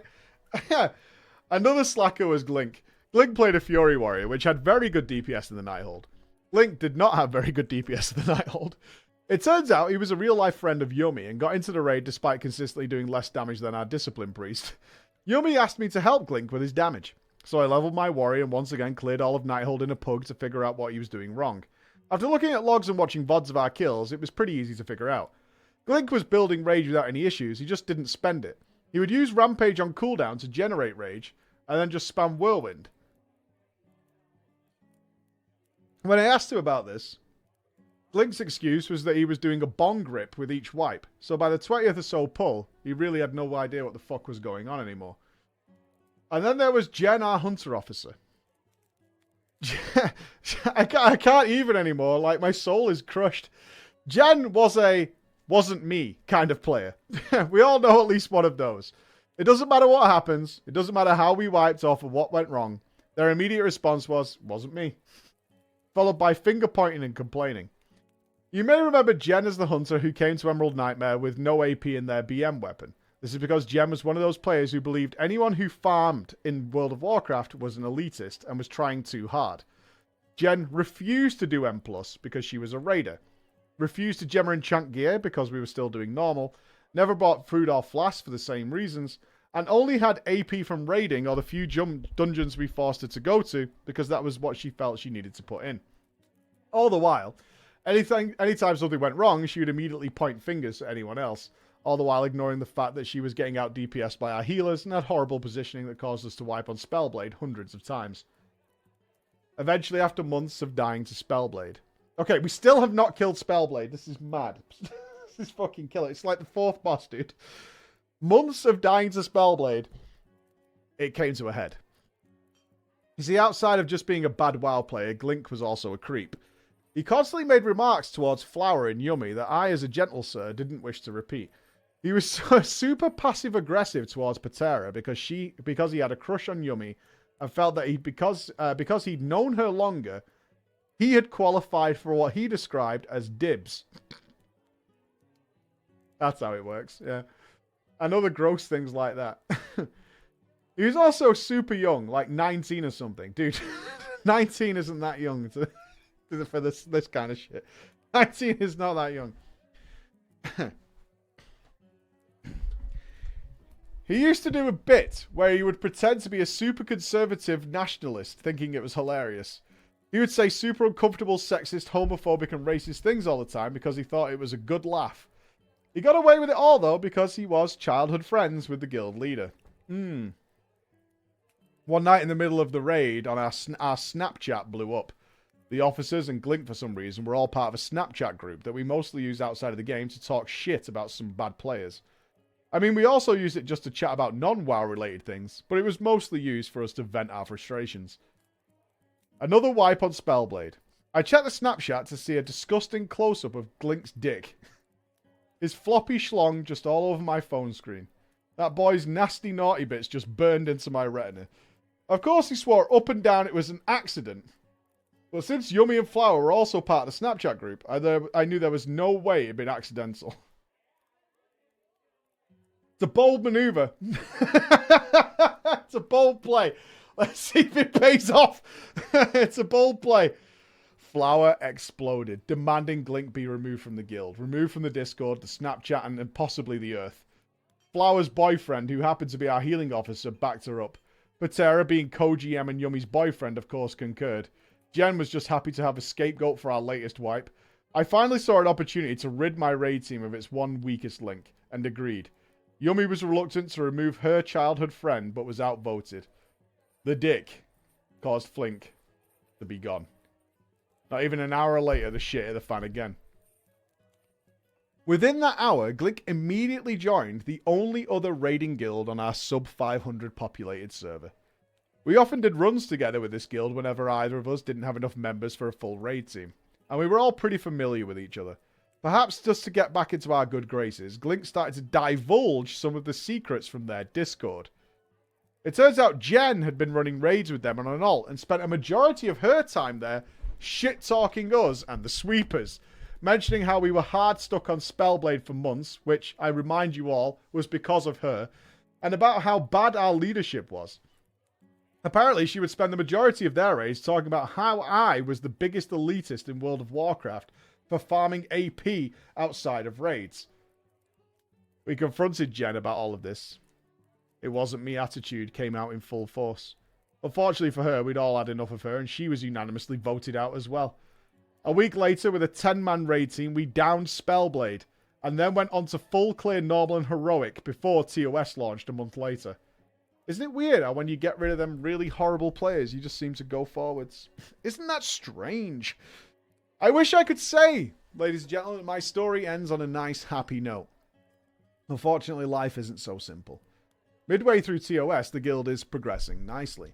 We cleared up to the Avatar with very little issue. My new obsession with the Mage Tower kept me occupied, and incentivized me to gear all 10 of my alts. I even took a page out of your book and made personalized guides for the guild on how to clear certain Mage Towers. If a guildie came to me and asked me how to do the encounter with their spec, I would grind it out M+ style. Having a spouse who can comfortably heal +20s is a huge help. And then record myself clearing the tower with that spec with a voiceover on my build, strategies, and how to do it effectively.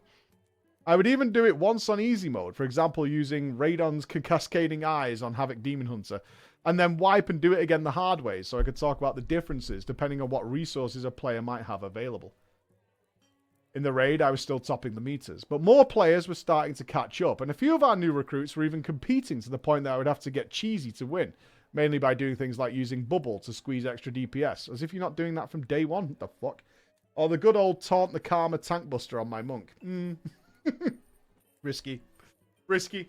Around this time, you released a video about your vanilla experience of being a big fish in a little pond. I realized that I was going through the same thing. I was constantly checking passes and logs, looking for ways to push and improve my gameplay. Meanwhile, most of the people around me were content with just killing the boss, taking some loot home, and having a good old evening. For me, I needed to be better. I needed to be at the top. I think my ego really liked being in a little pond. I felt like the MVP. Like no one could touch me. Bosses didn't die unless I was in the raid, and people looked to me when something stumped them. Sure, it might have been bad for my growth as a player, but I felt on top of the world. Being able to bring just about any class into our raids and being at the top or near the top made me feel like God's gift to World of Warcraft. Maybe some part of me knew that my raid team consisted mostly of Mythic Raiders alts looking for some chill downtime after trying to progress Mythic Kill Jaden. And the other half were people who were either just terrible at the game or too busy to give a shit. But to me, I was King Badass. God of Tomb of Sargeras. Soloing Cage Phase on Inquisitors and crushing Mistress Sazine. But of course, it didn't last forever. We struggled to down heroic KJ. And after one kill, most of the guild decided they were done. They wanted a break. Those mythic alts went back to their mains to prepare for Antorus. Flower went back to med school. Patera and Yummy were breaking up. It was a mutual breakup and they remained friends. No big drama there. I became even more obsessed with the Mage Tower, determined to clear it with all 36 specs. I only stepped into Antorus when I was struggling to clear the tower with a certain spec. I'd pug it for a week or two so that I could overgear the tower. Not that anyone cares, but by 8.0 I ended up clearing the tower in every class except Warlocks, which I didn't level at the time. The one I struggled with the most? Oh. Interesting, because the Mage Tower is returning to World of Warcraft. Everything's... What did you think you found the hardest? Really? It's not one you'd expect, actually. It's really not. I mean, it should be easy on this class. I don't know why he struggled, but it should be. It is a warrior, but which warrior? I'll give you a clue. It's a warrior one.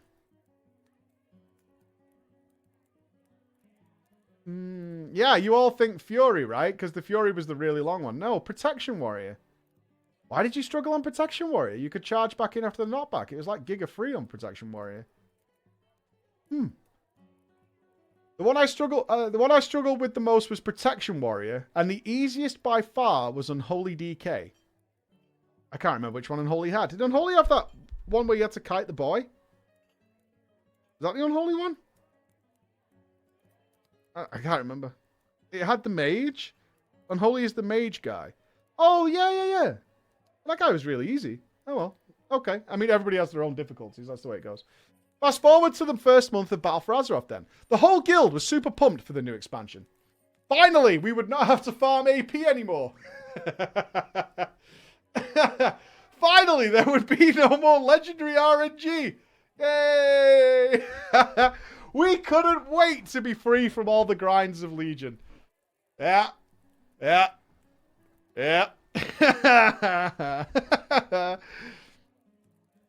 first setback came when our long-time tank left the server. Maybe he saw the writing on the wall, but the truth was our server was a fucking shithole.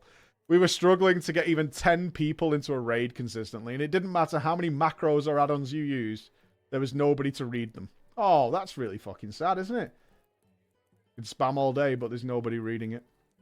Patera took over tanking alongside Yummy for our first week of Uldia. Week 1, and we got stuck hard on Mother. I feared it would be Emerald Nightmare all over again. Luckily, Patera stepped up and found a strategy that worked well for us, and by week 3, we were up to Vectis. And that's where the second setback hit. Flower and Patera were constantly bickering over strategies for Vectis. You see, Flower had been doing pug runs with her boyfriend, and in their runs, a certain strategy had worked really well. Patera didn't think our team was capable of doing a pug strategy, and was determined to stick to what the guides were saying. This is when Yummy decided to spring her secret plan. With Patera tanking, our group was short a consistent healer. We'd been grabbing a random for the last few weeks with varying results, and this is where Yummy introduced us to the one, the only, Jex. Jex was a Mistweaver monk. He didn't speak, and was usually a few minutes late to the raid. On top of this, his healing was, it was bad. In our 12-man team, we were still running 3 healers to make up for Jex's heals. Sorry, Jex. I immediately didn't like Jex. He messed up all the time, he died easily, and it really just seemed like he wasn't playing the game. I also noticed Yummy had started talking about Glink a lot, instigating the group into talking shit about him. She would just randomly say things like, at least Glink isn't here to DPS this. If Glink were playing, he'd be high as a kite already. Things like that. Now, I don't want to say we were intentionally talking shit about this guy behind his back, especially since we were kind of being goaded into it by Yummy. Now, that being said, though, we were very open about our grievances, not only with Glink and his dick pics, but with lots of others in the group we'd dealt with previously. Even I didn't get a pass for essentially bringing a different alt to every raid. One night, Yummy had gone and goaded us into talking shit about Glink, when I got a whisper from Flower. Said Jex had whispered her something totally inappropriate and she wanted to confront him in an officers' meeting. Oh, yeah, well spotted, Arctic Spoon. I asked if it could wait until after the raid, but she said it really needed to happen now. We all dropped down to the officer channel, pulled Jex down with us, and confronted him. Now, on a side note, I mentioned I was from Florida. Florida has a very large Latin population. Latinx? What's Latinx? Sorry, I'm not up to date. What's Latinx? Latinx meaning. A person of Latin American origin or descent, used as a gender-neutral or non-binary alternative to Latino or Latina. Oh, I see. That makes sense. And I speak with a lot of Latinx people on a daily basis. I mention that because the bogus Hispanic accent this boy tried to put on was the most disgustingly racist, stereotypical garbage I've ever read. Hey, gringo! It's like something like crazy like that. Immediately, 2 things were clear. 1, this person was not Hispanic. This person was, in fact, Glink trying to pass off as some Hispanic player. Yummy had known it was Glink the entire time and had purposely goaded members of the raid into talking shit about him whilst he was in the raid. When I said Flower, when I say Flower lost it, I mean she went fucking bananas. Yummy and Flower had been friends for years. Yummy had even stayed at Flower's house while visiting New York, and Flower had been to Yummy's house in Ontario. And here Yummy had lied to all of us, had invited someone she knew made Flower uncomfortable back into the guild, had played this prank, as she described it, on everyone, and most importantly to me, had sabotaged the entire raid team. Flower quit on the spot. Her boyfriend followed suit. I stuck around for a little while, but it was clear that the sweepers was swept. A few days later, Flower let me know that she'd moved servers and found a new guild to play with that was actually progressing Mythic Fetid Devourer. Yikes. Bummer.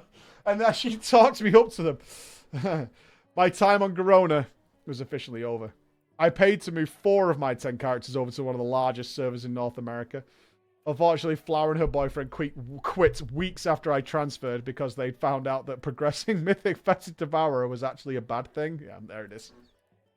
We're up to Mythic Fetid Devourer. Uh-huh. Sure. The guild they were in didn't accept me because they said my Azerite power was too low. Downer. And I was now a perfectly regular-sized fish in a big, big pond. I ended up joining a guild and raiding Heroic Dazor Lore, but by the time Eternal Palace came out, I was feeling burnout once again. And Benthic Pearls? Dude, really? Azurite Gear? Dude, really? Necklace Powers? Dude, really? These were all just one treadmill too many. I ended up quitting. Flower never came back to World of Warcraft, although she and Yummy did make up and repaired their friendship. Yummy eventually realized that Glink was never going to mature and stopped talking to him after he sent yet another dick pic. I'm back in? Awesome.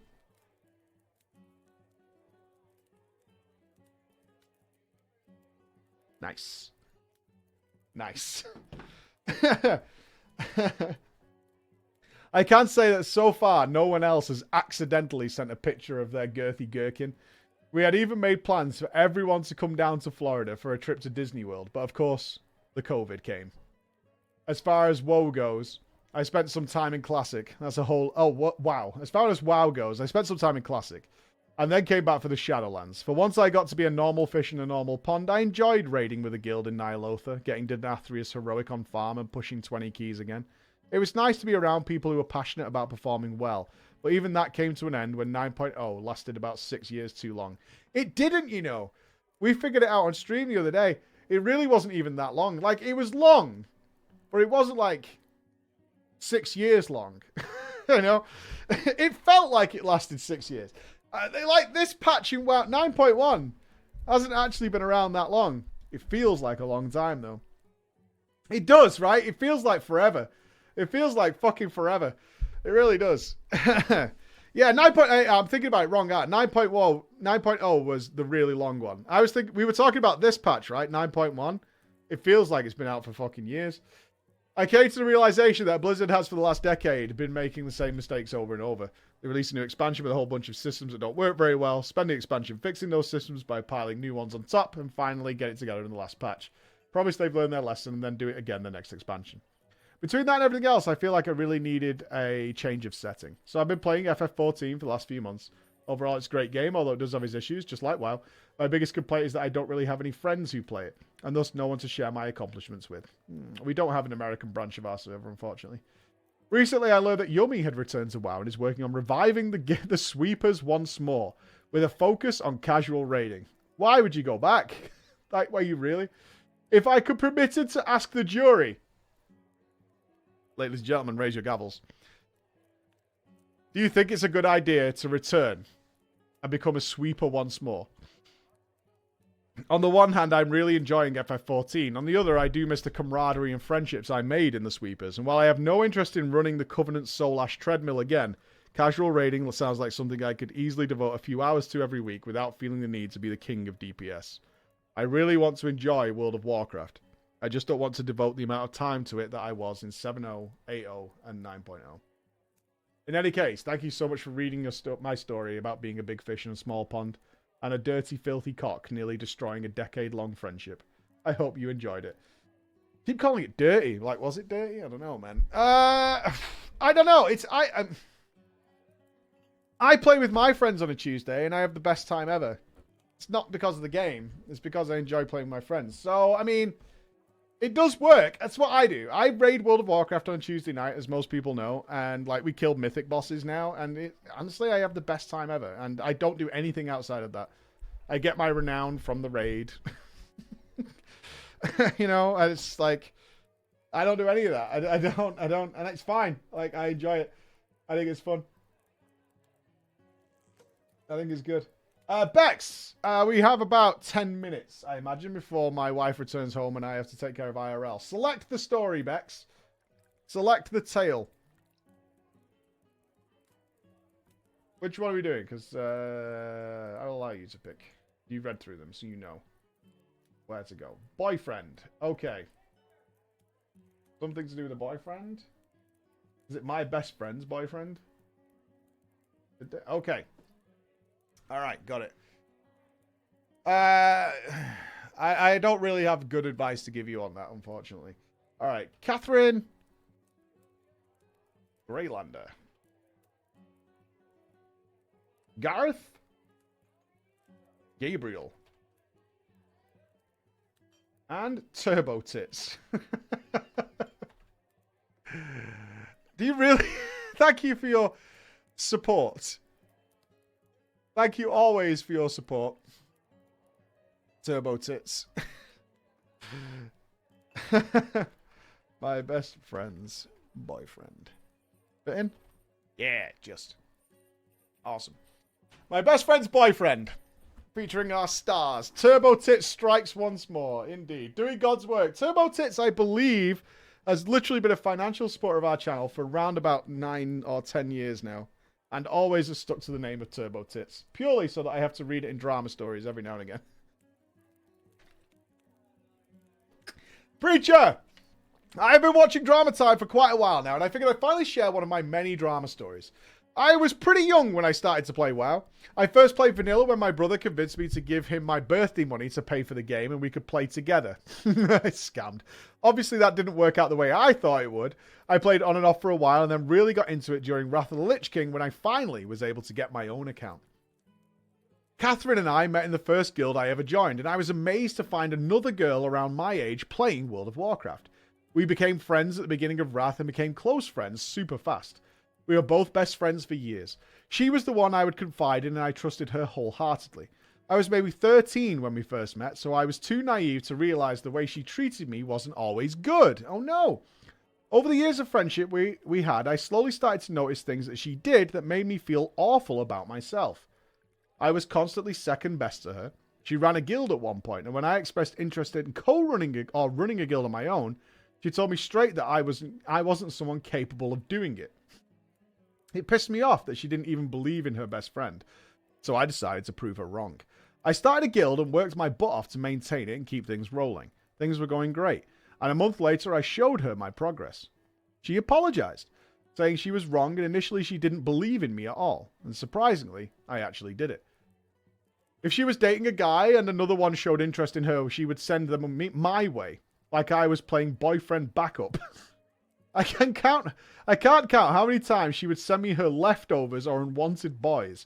I do want to make it clear that I never dated or entertained any of these dudes who thirsted after Catherine and saw me as the next best thing to her.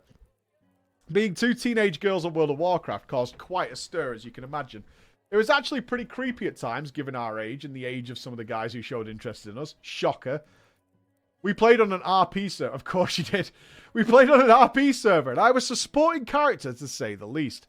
But I enjoyed myself and still viewed her as a good friend. I would bend over backwards to be good and loyal friend to Catherine. Fast forward then to Cataclysm. Catherine and I were in a guild with one of my best friends, Greylander. Greylander and I had been friends a little longer. My brother and him were friends, and so Greylander was very protective of me, like I was his little sister. And he wasn't fond of Catherine, but would play nice for my sake, which I always appreciated. Things were good.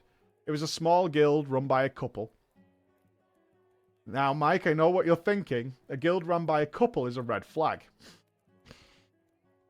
But this is the one instance where it somehow actually worked. It's not the one instance. It's not. It's not. I need to clarify this, because every time I go to BlizzCon, a bunch of guild leaders who are married couples come up to me and give me a load of shit. It seems overwhelmingly bad because it's Drama Time. The only ones we hear about on Drama Times are terrible, the worst. But there are lots that do work. They're somewhere, I'm sure, right? They are. I'm just saying, right? There's a lot that do work, but the ones we hear about on Drama Time are the bad ones, right? That's the nature of the show. I feel absolved of my claims. Gabriel was the guild leader, and his wonderful fiancée Turbo Tits, fuck you, Bex, was the co-guild leader with him. We would casually raid, make jokes, help each other get gear, tell stories. I loved my guildies. It was such a positive environment, but alas, this is Drama Time. There are quite a few stories around this time and in this guild, but this one revolves around Catherine and her boyfriend. It all started when Catherine started dating Gareth. To put it lightly, Gareth was the fucking worst. Once Gareth was running some of our alts through Blackrock Depths, Catherine and I were following behind picking up loot when the Circle of Flame dropped from a boss. I was playing a mage at the time and it was a serious upgrade for me, plus it looked super cool. I got excited in chat and needed on it. Gareth, the max level Death Knight, wanted it for his RP set and decided to roll against me for it, when I actually needed it for actual loot. Luckily, I won the role, but he was salty about it, saying how he was helping us girls out by doing dungeons for us. On Gareth's birthday, Catherine convinced Greylander to help get the reins of the Black Drake for Gareth. For those of you that do not know, you have to kill Sartharion with all 3 drakes alive in the Obsidian Sanctum. Catherine and Gareth were struggling, and Gareth suggested to go into trade chat and get 2 more people, but don't tell them they will not get to roll on the mount. What a guy. They found a few more people for their cause. They did it, and the mount dropped, pissing everyone else off when it went straight to Gareth without a roll. Overall, Gareth was that prick that you don't want to play with. These occurrences went on for months. Mr. Pandaria came out. I remember Catherine had another guy who showed interest in her. She told him that she was with Gareth. Catherine and Gareth decided to send this guy my way because it would be good for me to have a boyfriend.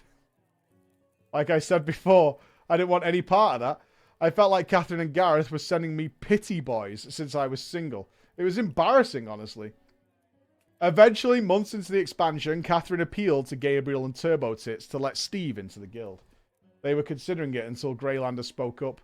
Greylander was an officer in the guild and good friends with both guild leaders, so they really valued his opinion. Greylander hated Gareth and told our guild leaders not to let him in. They decided to listen to him, and Gabriel told Catherine that Gareth was not welcome to the guild because he clashed with others. A few days passed. Nothing really came of it. That is until Gabriel logged on and went to the guild bank and took absolutely fucking everything. The guild bank transcripts said unknown had taken everything from us, which meant that someone had taken everything and then deleted the character. I mentioned to you earlier it was a small guild, and I mean very small. There were only a handful of us and all of our alts. So when I logged on, I was recruited by the others to help find the culprit. Catherine's main character was still in the guild. The only character that was missing from the roster was one of her new alts that she had started a few weeks back. Catherine had been so mad about Gareth that she destroyed the guild bank and then tried to cover it up. I asked Gabriel and Turbo Tits if I could try to talk to her first. They agreed. When Catherine logged on, I whispered her about the incident. This is as close as I remember to the conversation. We're best friends. I'm not mad at you. I just want you to tell me the truth and I'll believe you. She denied everything. She said it wasn't her and begged me to believe her. I told her I trusted her and believed her word on this. But I didn't. How could I? I knew what she had done. Our friendship was on the line, but she still lied to me. I told Gabriel and Turbo Tits about it, and they decided they would confront her. Perhaps a position of authority could get the truth. Of course, she denied it at first, saying, "What are you talking about? I haven't done anything." She eventually broke down and confessed. She had messaged me separately while all the drama was going on in the guild chat and said she had done it, and she was just so hurt that we didn't let her boyfriend Gareth into the guild. I said I know, and I asked her about all the items. She said she didn't have them anymore. Gabriel and Turbo Tits weren't having any of that, and told Catherine she was going to have to leave the guild. Catherine then threw Gareth, her own boyfriend, under the bus. She begged to stay in the guild and said it was his idea. He made me do it. He manipulated me. He told me to steal it from the guild bank. While she was doing this, of course, Catherine was kicked from the guild. She faction changed. I didn't follow her at that time. We didn't talk much after that, unfortunately. I didn't cut her off like I should have. Every so often, she would message me on the battle swag, asking how things were, and I always ended up brushing past how I was doing and focused on how terrible or amazing her life was going for her at that very moment. Her and Gareth broke up, shockingly, and the last time she and I talked, I told her how me and my now husband were trying to buy a house and how busy I was working. Thinking she would be happy for me, I had found a husband. I was buying a house. Her response, you might ask? Lol, that sounds boring. And then started gloating about how she's running the most successful roleplay guild on her server. It took a lot longer than I'm proud of to realize what a truly terrible friend she was. Everything worked out for me and the rest of my guildies, though. Greylander and I are still close friends and talk all the time. Gabriel and Turbo Tits got married. Yes! Praise be to Turbo Tits. Gabriel streams regularly and enjoys it. We have a guild Discord and all play Final Fantasy XIV in a guild together. I still love everybody. But I have to say, watch out for those red flags even when you're young. When someone's taking the mickey out of you, don't let them. Fight back or it could go on for years and years. Thank you, Preach, for reading my little story. And I hope it makes it into drama times. Well, it did! And congratulations on your husband and a new house. And also for saying goodbye to Catherine, a terrible person. Oh, man. Ladies and gentlemen, that does bring us to the end of drama time for this week. Remember, if you have any stories to share with us, please send them into drama@preachgaming.com, regardless of the game. It doesn't matter. Or you can submit them on our website, shockingly, preachgaming.com. It's been an immeasurably amazing week. We did extremes for the first time of Final Fantasy XIV, but it doesn't end there. Tomorrow, EVE Online have reached out to us and asked us to check out their game, EVE Online. They want us to give it the one-day trial of their brand new starter experience that they've just done. I've never played EVE, and that's what they want. They want the old blind playthrough. So tomorrow we will be streaming, probably about 10 a.m.-ish, something like that. It's Saturday, so I want to wake up and see my family. But yes, we will be live tomorrow with EVE Online to check out how it goes and see what we think of it. Love you. Bye. Bye. And now it's time for me to leave. So I hope to see you tomorrow. It should be a lot of fun. For everyone else, be good, and I'll see you Monday. All right? Bye, everybody. We press the right button.